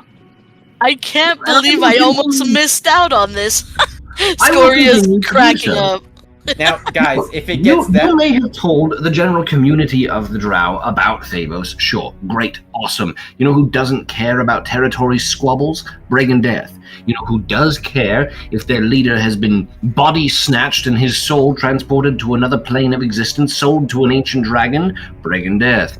You know who will come across any leagues of the earth to find who damaged the leader of their organization? Nay, not damaged, punked, if you will, Brigandareth. So, like I said, if I could borrow some kind of luggage, a bag, I would love to, and I will be leaving promptly, given that I no longer feel safe in this tower. I mean, I don't blame you. You have earned your freedom. You can just chill out in my demi-plane for ever if you want. I might just go back to my inner sanctum. That place feels safe, great. I have a nice big comfy chair and no annoying little gnomes that are constantly making me fear for my life. Okay, disregard the fact that I saved you from being tortured forever. Which I appreciate greatly, but you keep putting me in more danger. Well, I guess not all of us are chalked out to be adventurers. I'll Indeed. whisper telepathically in the party's ears. He was a lot more ambitious a couple of centuries ago. I think his position mellowed him out. Yeah. He's an old man, Well, I mean, if I was his age, I'd probably get tired of this shit too. Trishek will say, man, you should have seen Vizerin. Oh yeah. Well, anyway, so we've gotten the point across, yes? So, and the girl, he'll point at downstairs wherever Vale is. She's safe now. You have a little bit of wiggle room with Thavos. So I think we need to get started on this whole, stopping Vecna thing, yes? Yeah, let's go. And Driddle, please get some damn sleep before you cast another spell, or I'm going to stab you. No, he's laying on the floor with every bone in his body broken, but he's taking a long rest. Don't worry, guys. Okay. Yeah. Well, if he's done sleeping, I'm gonna give him a good kick on the side. Go. I'll keep first watch then, as I kick him, and then I'll walk out the door. I'm beginning to miss the catch a army break. stationed at our door. Why did Joke's they on send you, them- Scoria. My nerves burned away 5 spells ago. I couldn't feel that at all. Scoria, it's fine. I'll babysit for a moment if you want to go get some rest.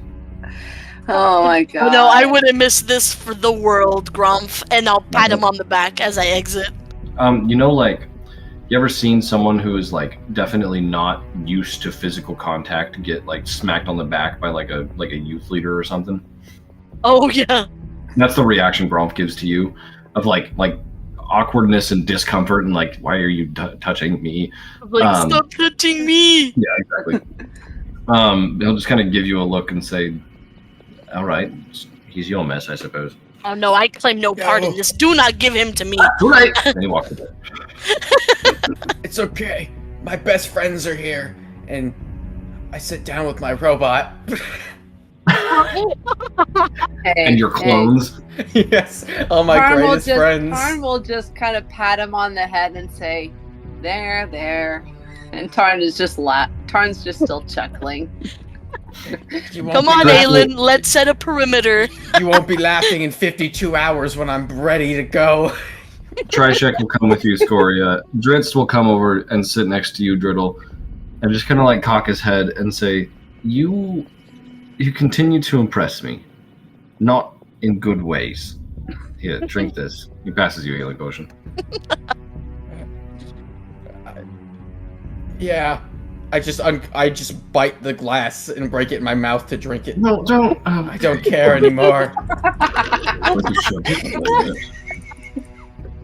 It's all blood. Okay. Outstanding. So, during your watch, Scoria, are you and Aelin taking this at the same time, or are you switching off? I think you would. And Trishek is also going to I think Jared would make a killing as a critical role guest. Yeah, he would.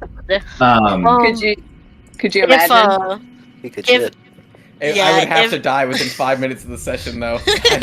No, you wouldn't. A No, very you spurt wouldn't. guest. You'd be like Yeah. best friends Yeah, with the he'd Chaos be a Gremlin. spurt guest for sure. He I mean- has to die by end of session. Guys, I am There's- one spell away from being spurt now. There's someone did an animation of Spurt's whole character arc, and it's one of my favorite YouTube videos. I'll see if I can find it while we're doing the watch. Yeah, was it Jester's sketchbook? It might have been. Let me see if I can find it. Okay, so Scoria, you've got Trishek and Aelin with you for this watch, unless you're kicking Trishek out. That's up to you. No, we definitely need to keep watch now. Oh, yeah. I will mutter out, spit out 5 more teeth and say, Fraz, defend the tower from the Brigand Earth.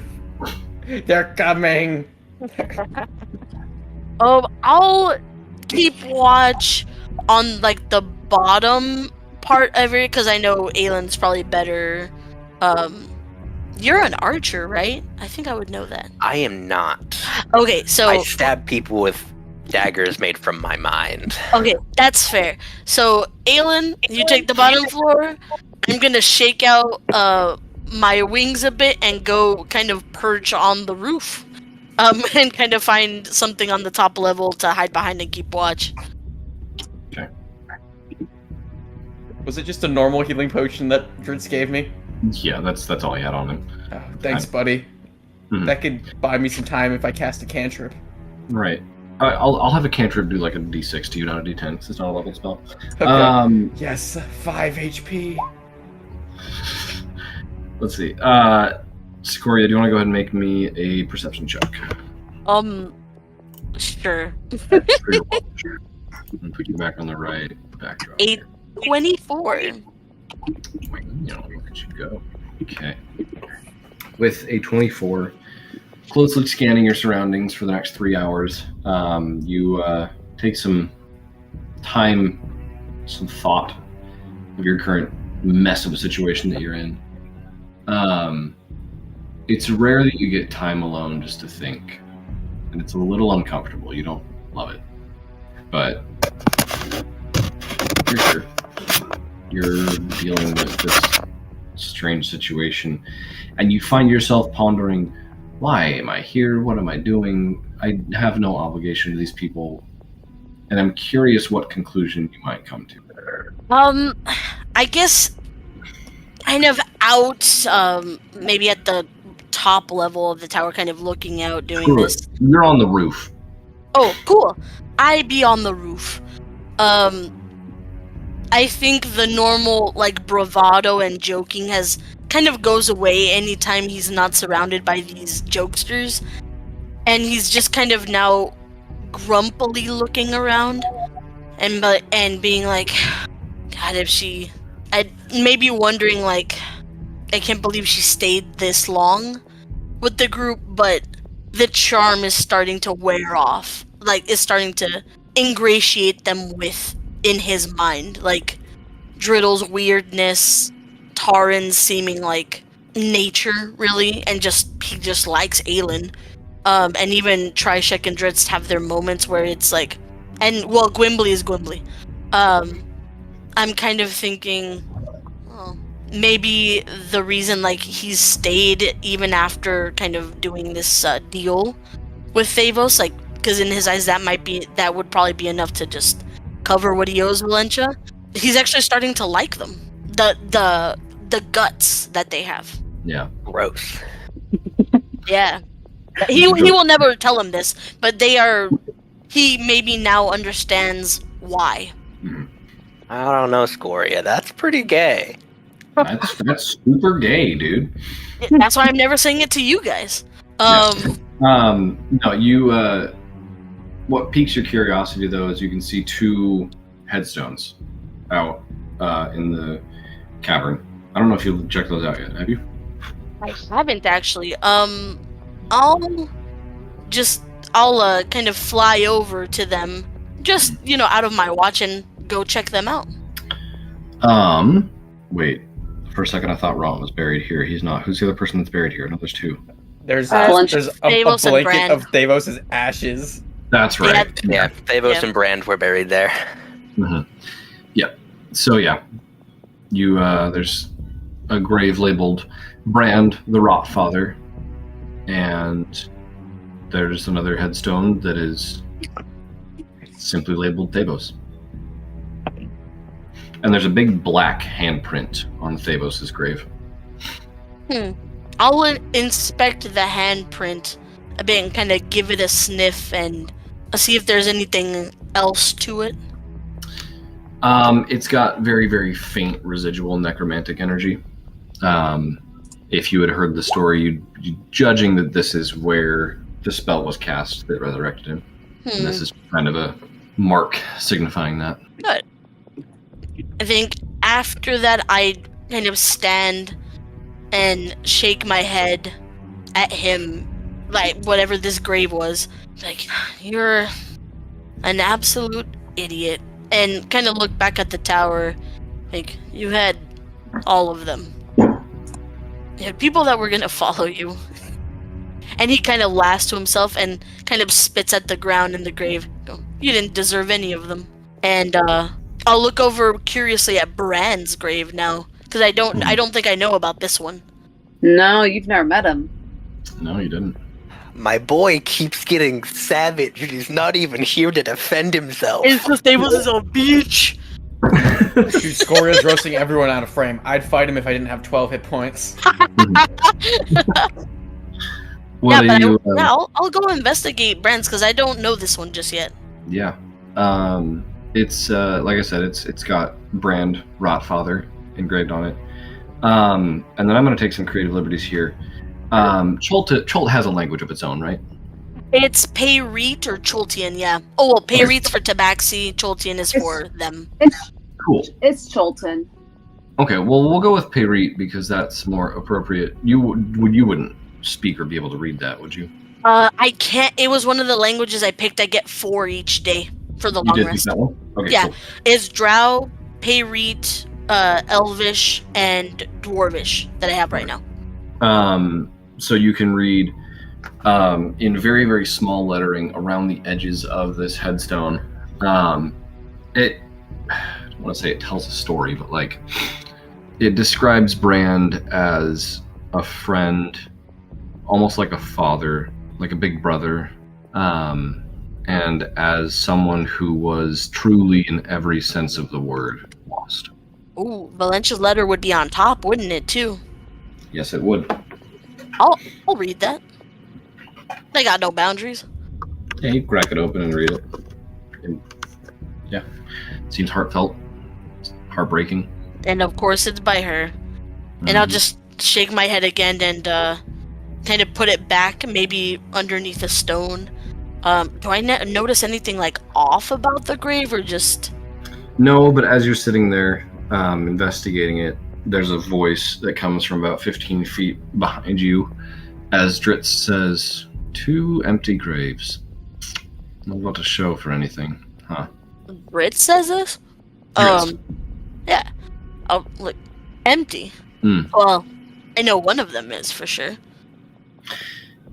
Yes, Thavos is, who knows where. Brand was revived into some perverted undead servant of his, and these are just really memorials that were built by Valentia. Do we know that Brand was brought back like that? I believe it was confirmed, wasn't it? It was confirmed. I'm not sure if I've spread the word on that. I feel like you told one person, that probably spread around. No, that's fine too if I tell everyone. For story purposes. Well, I mean, you don't have to. I can take it back if you want me to. No, I want to know now. Because it seems cool. This could be my chance to get a 1% dig at Scoria. No, it'll be open knowledge. Hey, 12 hit points. Yeah, that's what they all say. Yeah. That's funny. Yeah. That's like Yes, 12 of course. commoners. I have the strength of 12 people. That's true. Oh, dude, I Alright. could bonk him into his little gnome body right now. Don't. I take it back. No, yeah, we'll say it's public. Yeah, then I'll take that back and go, yeah, empty graves. Kind of honoring those I imagine she cared for, right? Even if they didn't deserve it. Well, she started caring for them both. She lost care for Thavos at some point, but she never lost hope. I think that's what really set her apart from everyone else here. Oh, what, are you on this, and he'll look up towards the sky. You're on this, cavern-filled starry night to pay homage to 2 people? What are you doing here, Dritz? Couldn't sleep. I know what you meant. I find myself continually a victim of circumstance. Maybe victim isn't the right word. Benefactor of circumstance. Possessor of circumstance, maybe. But I really do truly care for these people, especially the ones that we've lost. And there's others that you may not have even heard about that Taran and I have grown to be friends with, and they remind me of the friends I've had in the past, and we're fighting for a good cause. I don't know what you're fighting for, if it's just personal gain, but I started fighting for survival, for purpose, to find myself, to find that I could be something beyond what people told me that I was, which wasn't much. But I keep fighting.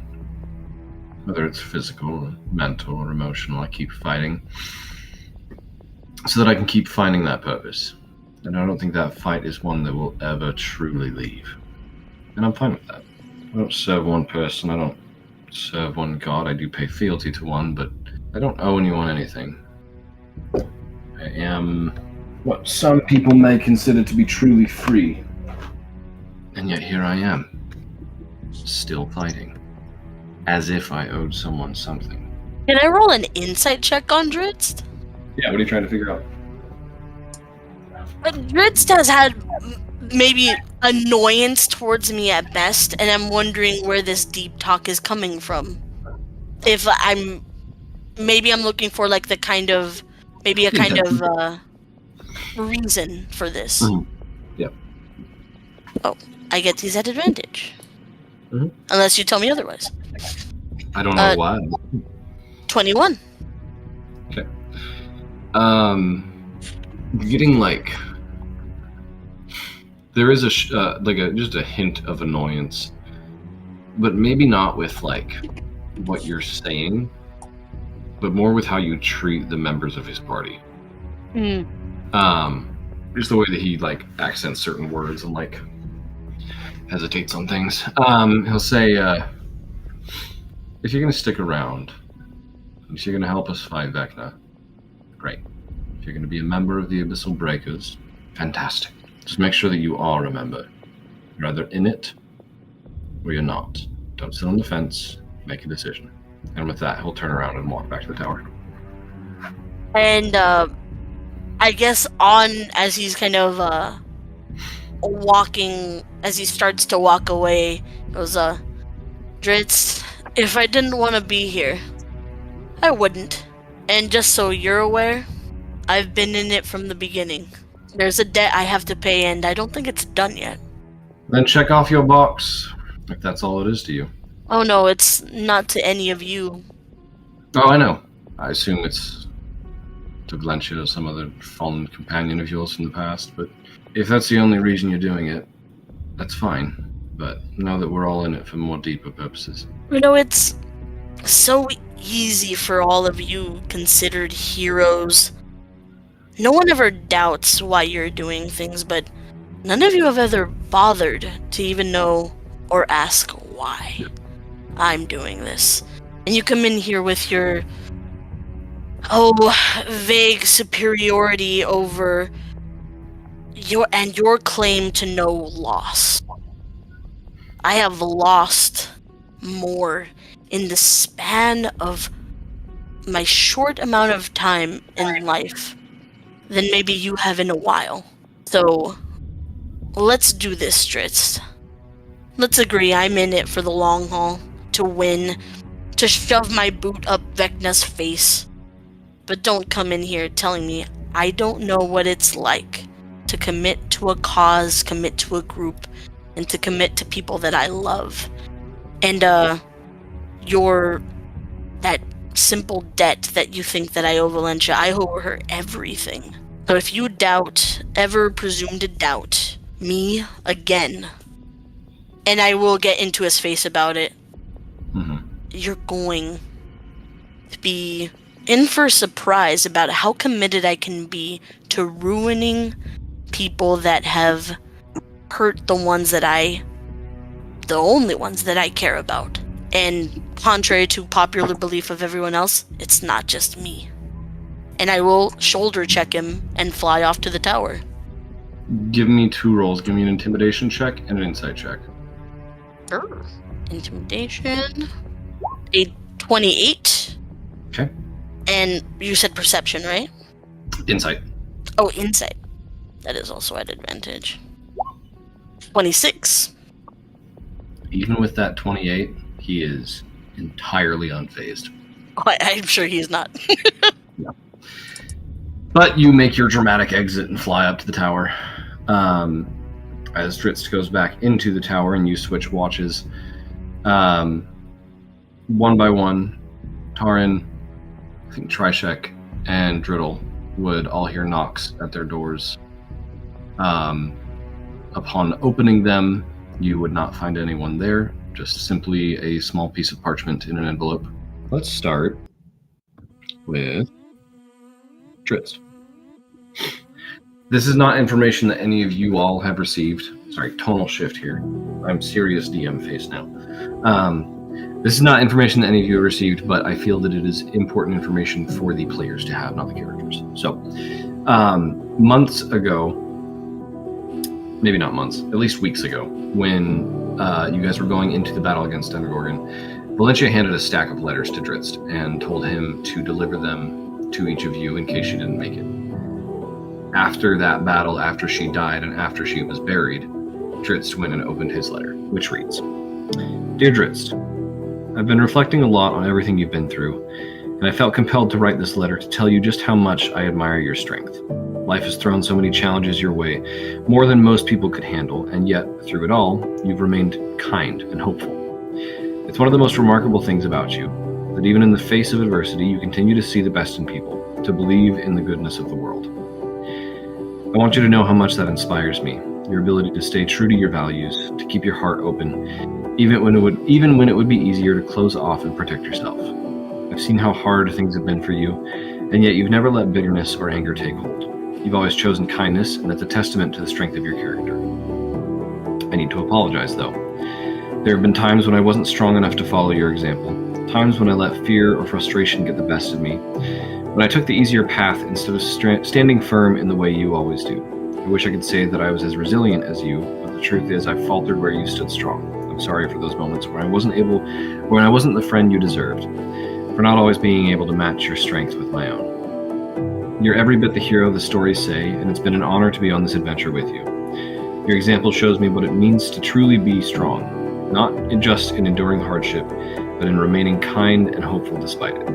You've taught me that strength isn't just about holding on, it's about holding on to what's good, even when everything around you seems to be falling apart. My brothers would have loved to meet you. I'm glad I got to accomplish that for them at least. Thank you for being who you are, for showing me that it's possible to go through the worst and still come out on the other side with your heart intact. You are one of the kindest, most resilient people I know, and I'm proud to call you my friend. Give Guinevere a pat for me. With deep respect and gratitude, Valencia. Hey, Driddle. Yep. Like I said, knock at your door, you open it, and there's just a small piece of parchment. I pick it up with my broken pinky, using it as like a hook. If you read that, why don't you read that for the class? Okay. Dear Driddle, you've always been the enigma in my life, the chaotic force of nature with 1,000 secrets tucked away behind that mysterious smile. And as frustrating as it could be trying to keep up with your whirlwind of plans and schemes, I have to apologize again to you. In Graven Hollow, I saw you alone in your cell in a vision. I've heard bits and pieces of your story over time, enough to know that you've endured things that no one should have to face alone. The loneliness, the fear, the sense that the world had turned its back on you. It must have been overwhelming. I want you to know that I see you, not just for the person you are right now, but for the person who survived those dark days. Your strength, your resilience, it's something I admire deeply. But more than that, I understand. I've been in dark places myself, places where it felt like there was no way out. If it weren't for someone who took a chance on me, who showed me a kindness I didn't think I deserved, I might have ended up in the same situation you did. That thought had stayed with me, a reminder of how thin the line can be between hope and despair and the importance of mercy. But before we part, there's something I want you to hear. You're a good person. I know you keep your cards close to your chest, always playing it safe by keeping everyone at arm's length, but I've seen the real you. Beneath the chaos and the mystery, I think you have a heart that cares deeply, even if you don't always show it, and that's something I hope you never forget. I also want to remind you to trust people more. I know it's not easy for you letting people in, but you don't always have to carry everything on your own. There are people out there who want to help, who want to be there for you, and they deserve a chance to see the amazing person that you are. Trust isn't a weakness, it's a strength, and I hope you'll get to let yourself lean on others when you need to. You've brought a kind of unpredictable joy into my life that I'll always treasure. Even if our paths diverge, note that I'll always be here for you whenever you need someone to talk to or just someone to understand. Take care of yourself out there. I have the greatest faith in you, Driddle. Try to behave once in a while, but if you need a place to lay low, visit me in Phandalin whenever you like. Valencia. What do you do with that? I cradle it close to my chest and some more blood seeps out of my eyes and mouth, and I fall asleep. Buddy.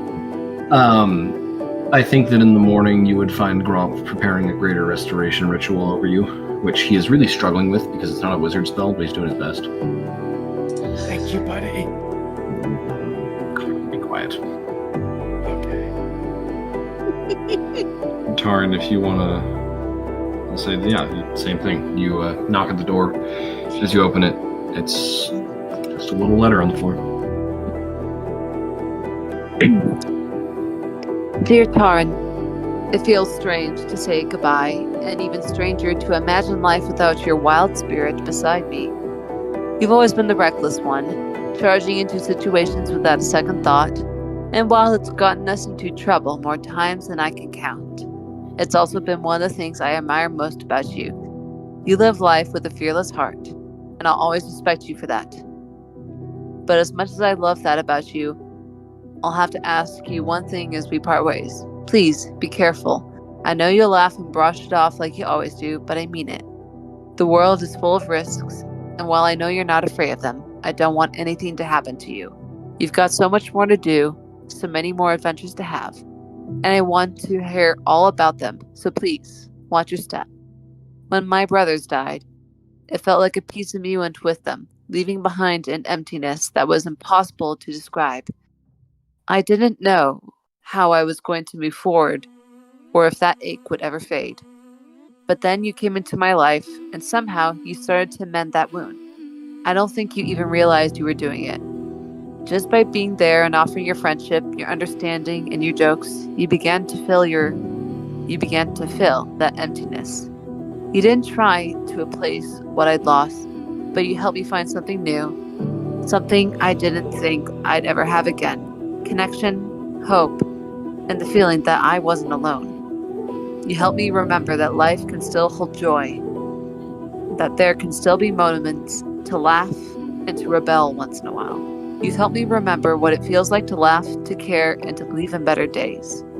I want you to know that what you've done for me goes beyond friendship. You've helped me carry a burden that was too heavy to bear alone. And in doing so, you become a part of the family I thought I'd lost. I'll miss you. But I know we'll cross paths again someday, if you ever feel like visiting Phandalin. Until then, be safe, be wild, and never lose that spark that makes you who you are. Make sure to visit your parents after this and hold them tight. Whatever the issues were between you, it's worth the time to fix them. With all my love, Valentia. Taryn's just kind of tired. She just grabs that letter, folds it back up, and just kind of sits on the bed, just taking it all in. And she thinks of that message that she sent with Dawnbringer. She sighs heavily, and she solemnly makes a promise to live. I love this game. Okay.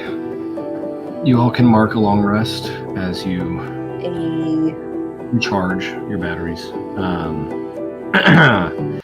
In the morning, most of you are woken up by sound.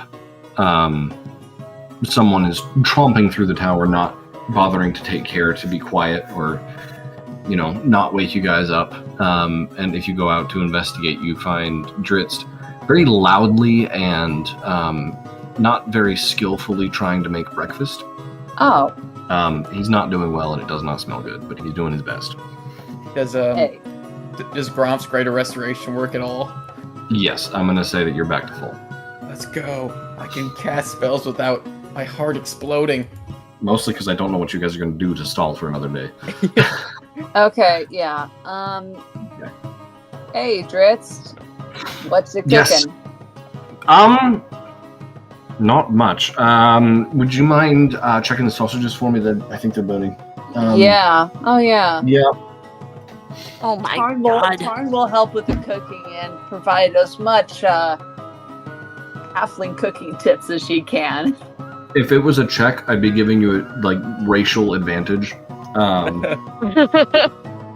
making amazing food. The Halflings? line between halflings and hobbits is very thin. Is Dritz burning something right now? Like he's making a loud noise? Dritz is burning the water. He's burning the sausages. Oh no! I'll kind of push Dritz to side and go, just sit down for a second. I used to make breakfast for my daughter, and and Scoria will kind of take him and just kind of look at the sausages and snort and start to fix them. Mm-hmm. And yeah, go ahead. Taran, do you still have that little doodad from Vizarin's little horde? Was it from Exandria? Can I collect the little trinkets from the worlds? Oh, you mean this holy symbol of the Everlight? Yes, just in case we needed to hop back and forth. Last time it was a bit of a... Here you go. Thank you. Can I roll insight on Dritz? What's his deal right now? Let's see. We'll go with that 26. Yeah, he's got bags under his eyes. He seems kind of frantic and frazzled. If you had to guess, he probably didn't rest at all last night, but he seems to be trying to raise morale. Maybe that's your best guess. Hey, listen. Okay, I know this is a little bit early, but while we're eating breakfast, I don't know if this is gonna work. But there's this stupid little tavern game that I did with some other folks when I was a teenager. It's called Hear Me Out. Oh, we should do this now You could do it now. to raise team morale. Yes, we could do Hear Me Out. That's true. You could. Sure. In While character there's- breakfast. Yeah. Yes. While the they're best doing time. this, I'm gonna make the eggy. I don't know if you guys have seen them, like the eggies in a basket, where it's like the bread with an egg cooked inside. Oh, those are so good. It's like yeah, an egg so- toast. Yeah. Yeah, I'll work on the finishing up the burnt ass sausages that Dritz is doing, and get to work on that for everyone as we play. Okay. So, all right. I'm gonna roll. Here's the guy. I got a die in my pocket. I'm gonna roll it, and I'm gonna look. Let me take a look at the roster. So 1, 2, 3, 4, 5, 6, 7, 8. So I'm gonna roll a die. Okay. Okay, Driddle goes first. Yeah. Great. Oh no. Gibbering mouther. Trishek just kind of gives you a look and says, "You're joking, right?" What those tongues do? Oh, okay. Oh, I see. It's that kind of game. Oh, this is Taran's fault. I will remember this. Gromp is working on attempting to summon a bowl of fruit to feed to the group, and he's like, "I will forego participating. Thank you." Wait, I've got. No. Scoria will grin over his shoulder. Everyone plays Gromf. Wait, so Taran, can I decide who goes next, just for a bit of? Yeah. Okay, Frazer Blue, go next. Oh god. If you could like do any creature of the multiverse, what would it be? Only because I am obligated to answer truthfully. I'll go with Tasha. Oh. Ain't nobody getting that You one. got beef with. No wonder you got beef with Grotz. Yes. I'm not one to participate in party games, especially with groups that I have unwillingly sworn my fealty to, but I only answer because I'm required to. Let's go. Wait, so Fraz, that means you get to pick who goes next, because this is a fun game. Fantastic. Scoria, entreat us with your twisted mind. He said Tasha. Scoria looks over at Fraz and rolls his eyes. I guess his face kind of clouds over a little seriously. My wife. Dang it, I should have said that answer too. Oh. If she were still here. Does anyone No have a offense. telepathic drink with Gromp? Driddle, Gromp would pass a telepathic message to you that goes, "Buzzkill." Yeah. Okay. Wait. I send one back, Gromp. When it gets to your turn, also say Scoria's dead wife. It will be really funny. I feel like that's a great way to get my skin removed from my body. I'll say wife and go.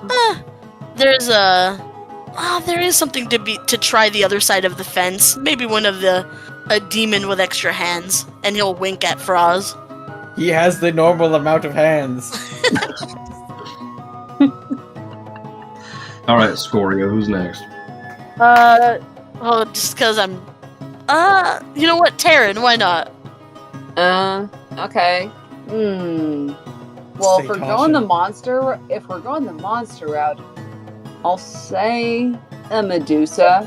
I don't know. If I get turned to stone, I probably deserve it. But otherwise, that's hot. Trishek, between bites of egg, says they have a tendency to make you hard. Yeah. Well. Heyo. Ayo is not watching this game. Not. I mean, Unfortunately, I mean, he is. Not, I mean, I don't know how that works. But anyway, also, if it was an actual person, maybe Jahira. I've heard about her. I've seen pictures of her. She looks kind of hot. All right. I don't know. It seems dusty by now. What? Yikes. No. Yeah. Oh, wait, where do... Jahira? She's so old. I know. It's like She's Tard. not... But not we that put you old. in your place, bro. Tard, have you ever like ran over I like mean, for a human. I'm an elf. She's old. This is what it would be like. I don't think you should. Aelin, This- I've seen hear some me of out. your exes. Let's You've get done worse. through it. Hear me out. Ah. Okay. But anyway, I guess Aelin. Well, I was mean, gonna say everybody. Yeah. Drill one up me with the gibbering mouther, but you've ever been with a plasmoid? Those amorphous bodies.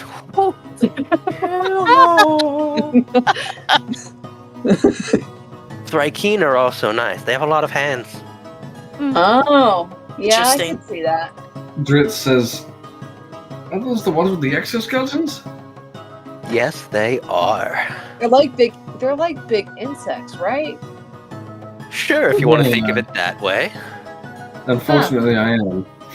Just think of the hands. Yeah, but also think of bug sex, and I don't want to do that. I'm Alright. going to psychic whispers everyone because you don't need to share a language. I could just project images. No. Oh no. And I'm going to torture Driddle with pinups of Thrykean. Outstanding. No. That is simply awful, and I can only think about Edgar from Men in Black. Yes. No, not the ovipositor. No. Outstanding. No. Yes. Awful. With the frying pan, kind of finishing up some of the little eggies in a basket. I'll put one in front of Dritz. How about you, hero of the Underdark? What about you? Certainly nothing from the Underdark.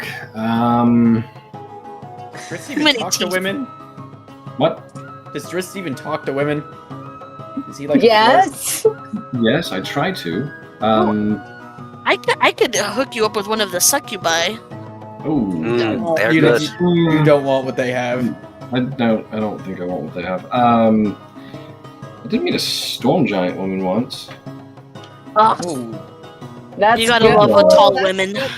Oh, that's Go that good. That's a good one. It's a really good one, actually. I'm guessing for that one, you definitely had to wear a rubber.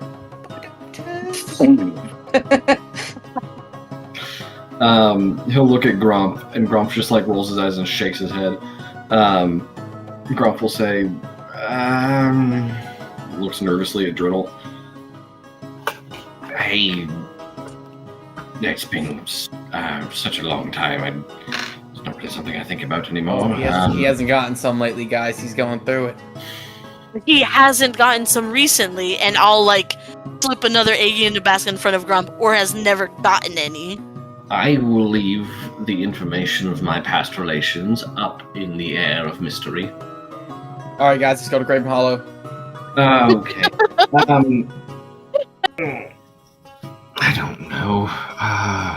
I've seen some depictions of Sayanine Moonbow. Ooh. Can't deny that there's a sort of celestial energy about them. Wait, what did Grump say? Sahanine Moonbow. Oh, we Oh. never thought about the goddess. I gotta think about goddesses. And he said he's seen some depictions, which means Grump has hidden magazines under his bed. Yeah, for sure. Yeah. How Yeah. has he seen depictions of a Seldarine? Naughty, naughty. Ooh. No, he uses contact other plane to like booty call celestials. He's pretty Right. freaky at night. Yeah. That's what you do when you're an archmage locked in a tower. Mm-hmm. And I'll finishing Okay. up like more sausages and stuff. I'll put the last one in front of Trishek. Who is just going to town on these eggs. He is devouring these. So what about you, Tri-Check? Hmm? Who's your hear me out? If I understand the rules correctly, I'll go with vampire spawn. Sure. Oh, yeah. They kinky. Does that qualify? You guys think? Oh, yeah. Oh, totally. Oh, totally. Okay. Totally qualifies. I feel like we've really learned a lot about each other. This is Yeah, a bit too much.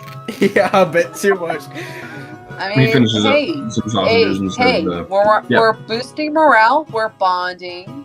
This is fun. Gromp says, I think yes. we've been missing. These opportunities are kind of fun. We've been so worried with saving the world. We kind of need to take a moment every once in a while to just cut loose, have some breakfast, get to know each other.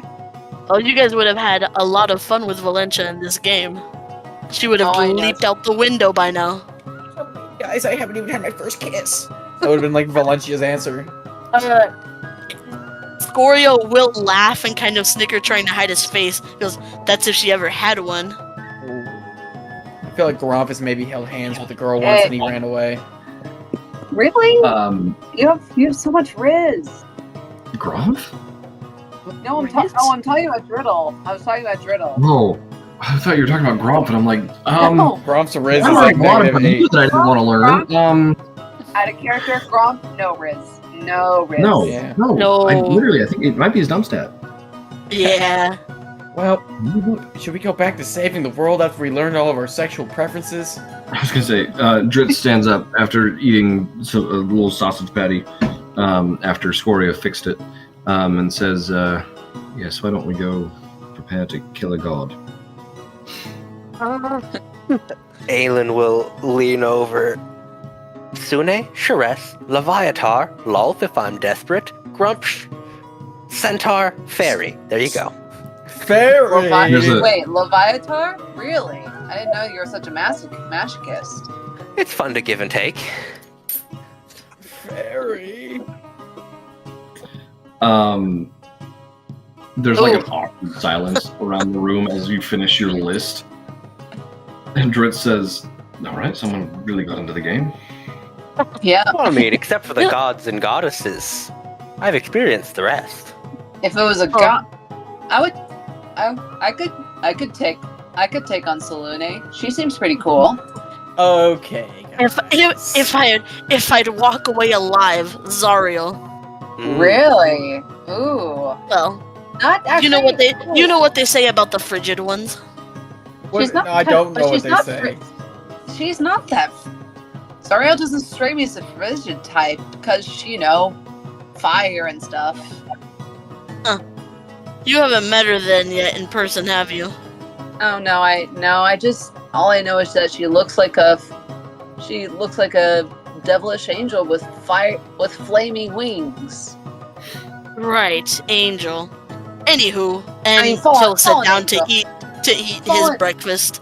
I mean, fallen angel, sure.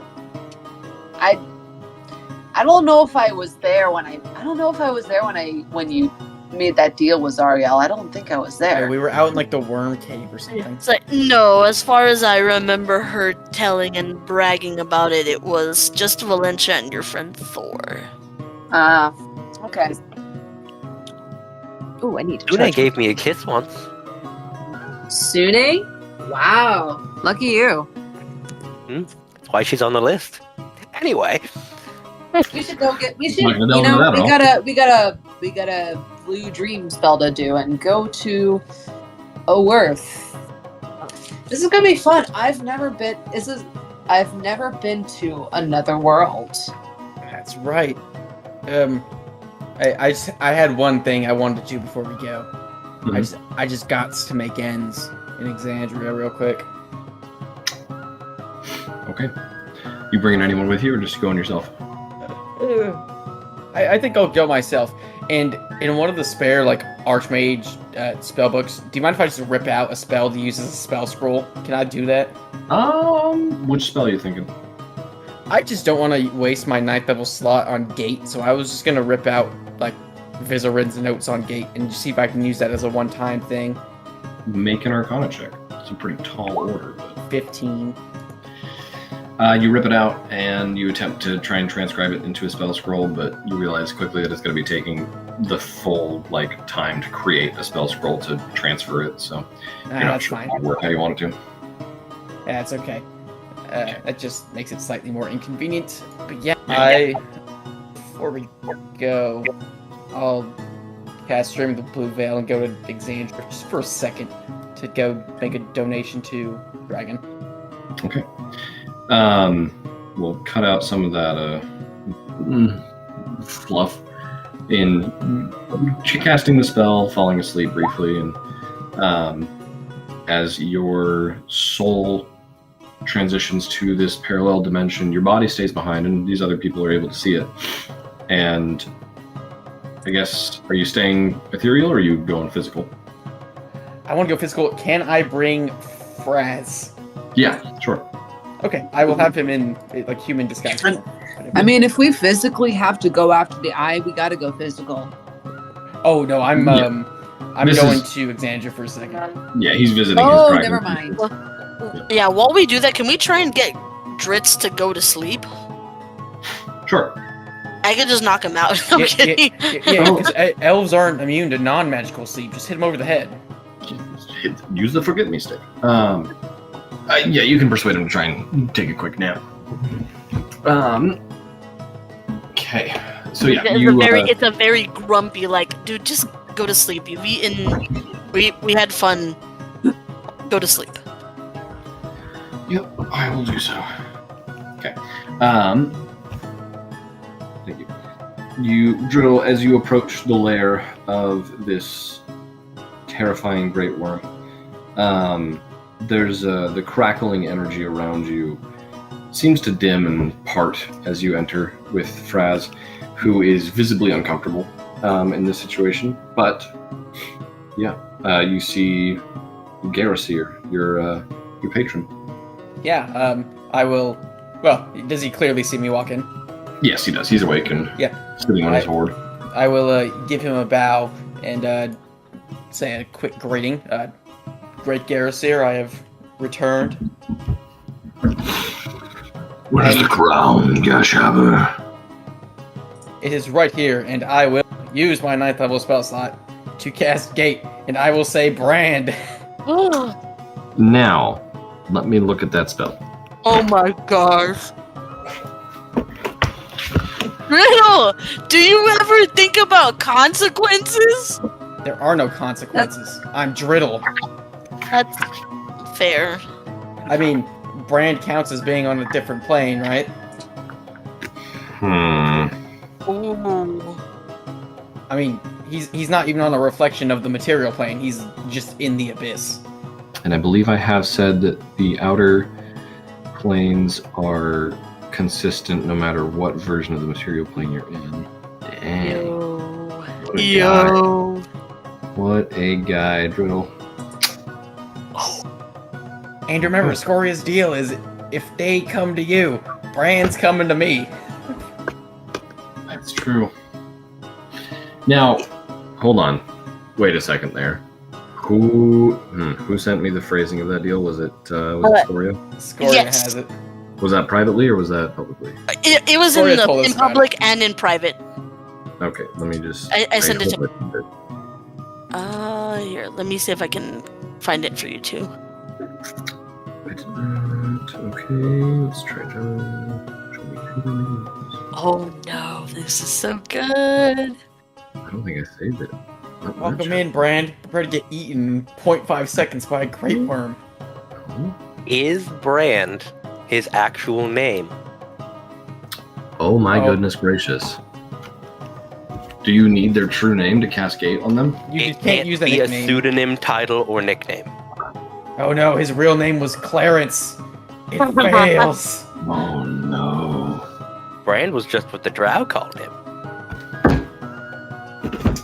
Okay, but did he ever You tell us his cast actual Gate. name? You cast Gate, and nothing happens. Because that is not his true name. Thank you, Aelin. Here you go. Aelin, I just want to give you a cosmic, middle finger. That was Theos, not Aelin.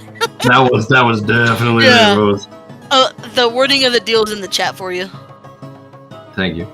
I mean, I guess it doesn't really matter much now, but Yeah. Okay, fine. Sorry, Garrasir. That was a cosmic misunderstanding. I did have other things I wanted to give you. It'll apparently take me one more day to get you that crown.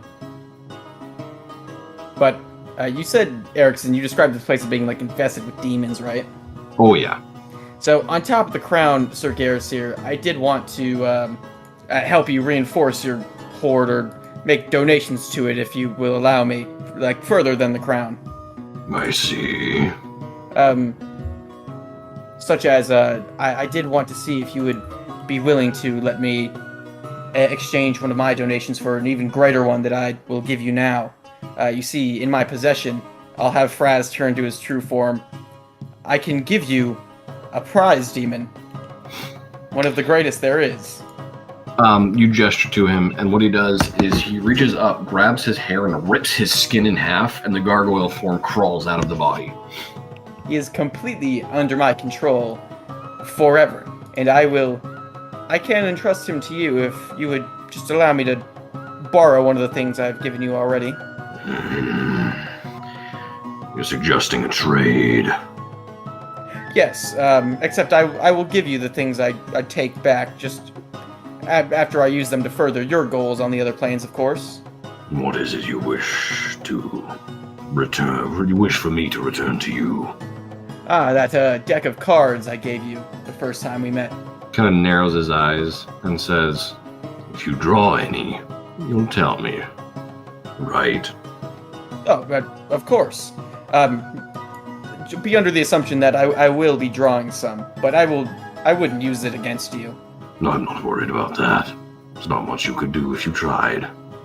That is very true, your greatness.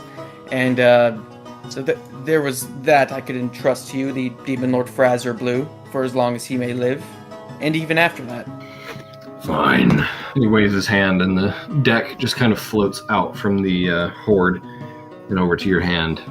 Fraz tromps over to the dragon. Excellent. And I had one more possession to... This one's a bit more of a stretch, but I'll gesture to the Wand of Orcus. Do you see that sapphire inlaid in it? That's a special protection spell that that a spellcaster could use to summon it from any plane, regardless of distance. If you would let me just borrow the staff to kill someone for a day, I can transfer the sapphire over to you, and it is the best insurance anyone could offer.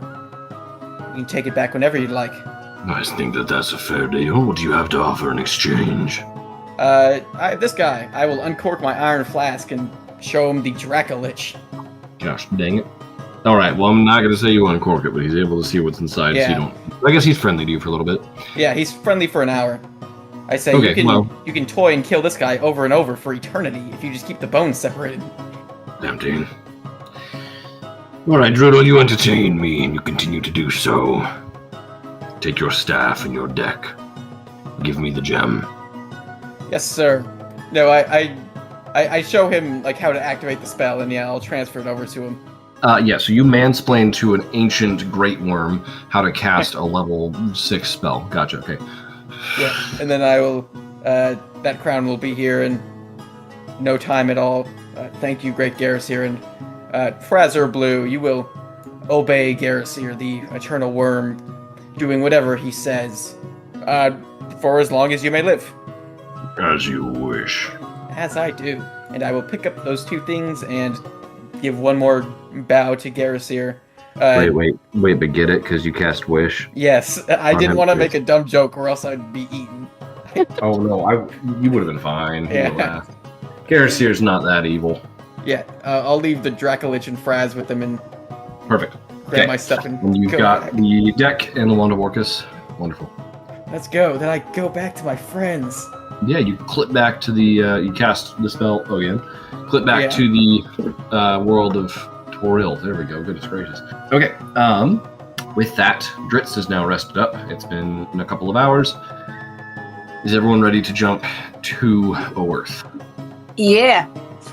Oof. Okay. Yes. If after we teleport, I immediately sleep again, because that was exhausting. No, we're not gonna sleep.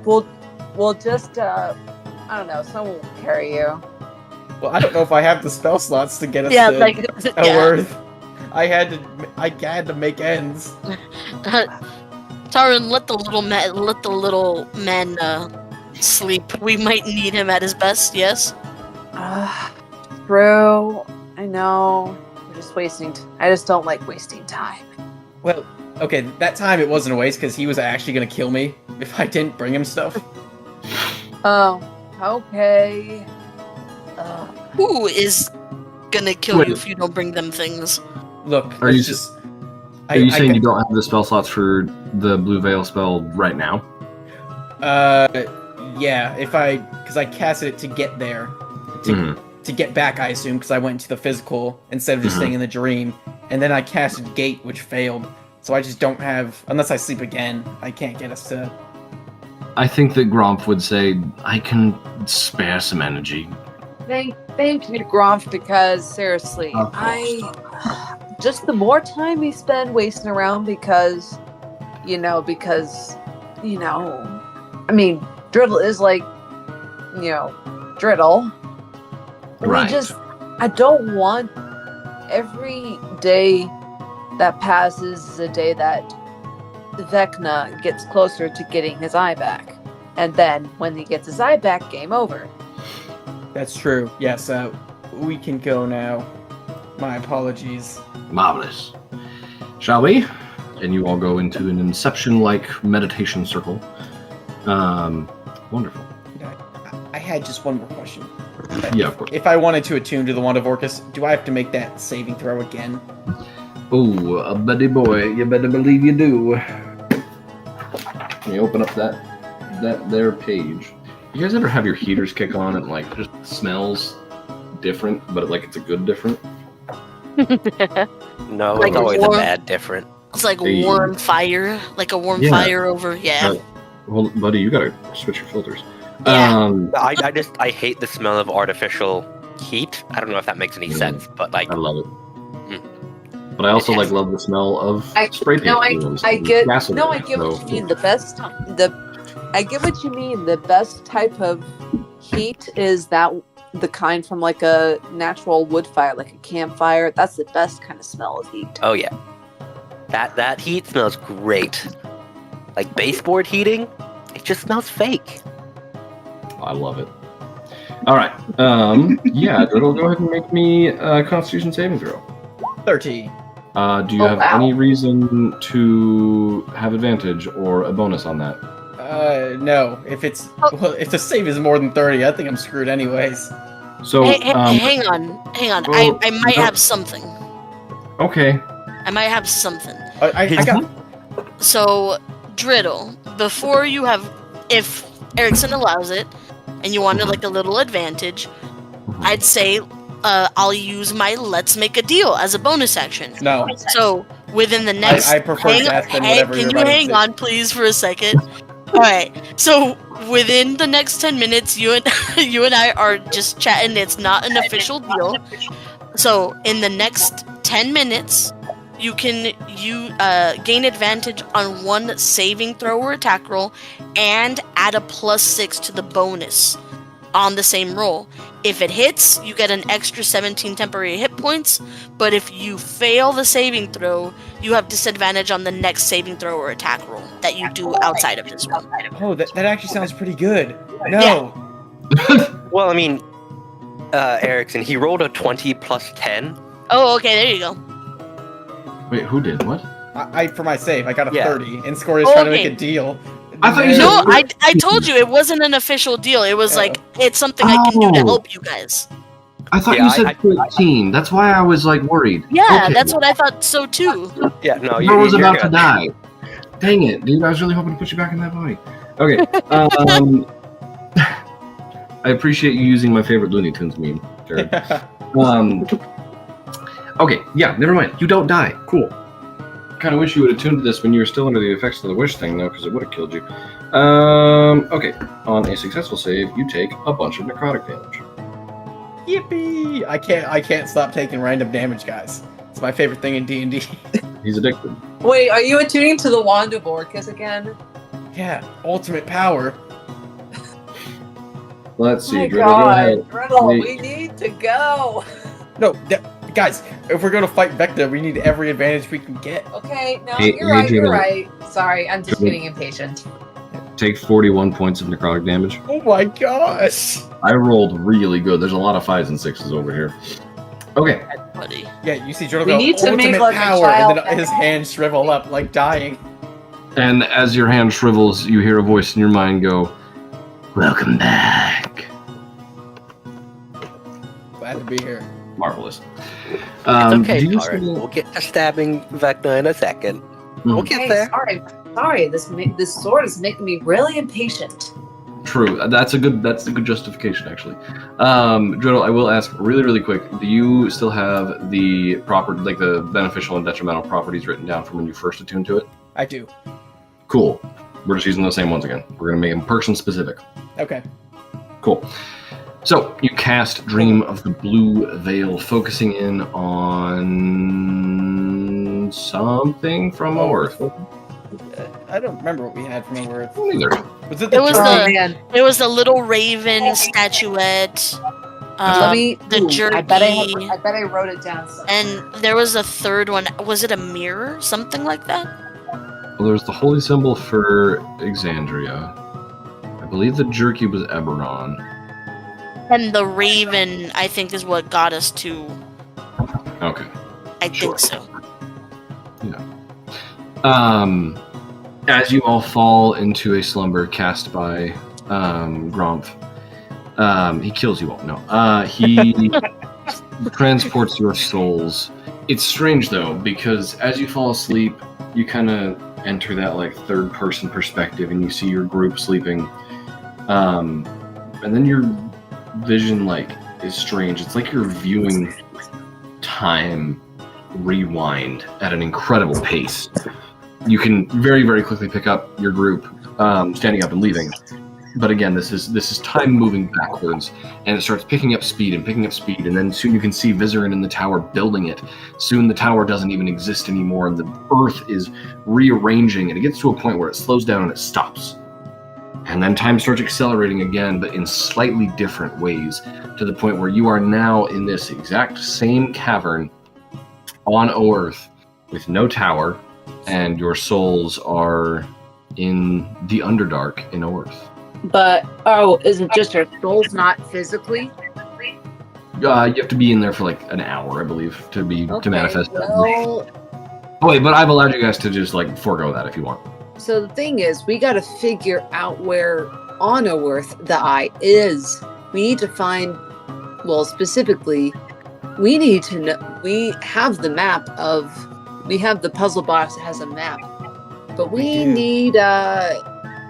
need to find a civilization, someone that can help, somewhere we can get our bearings.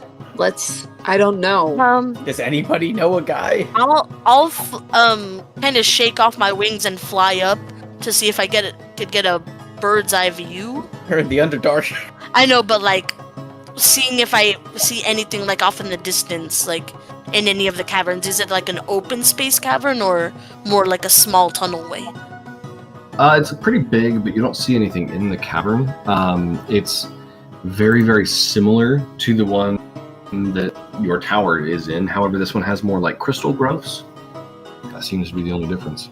Oh, okay. Has Aelin ever done a job on Earth? Ooh. Give me a D100. 75. Yeah, you have been here before. And that 75, you know a guy. Specifically a dragonborn man. I will get you his location in a second here. But the man that you met worked with hesitantly because you very quickly found that you could not trust him as far as you could throw him, and you're not that physically strong. Rivon Turneroth is a silver dragonborn who is a charlatan and a con man and a very good connection to have in one of the cities. Could I have brought a simulacrum with us? Sure. Thank you.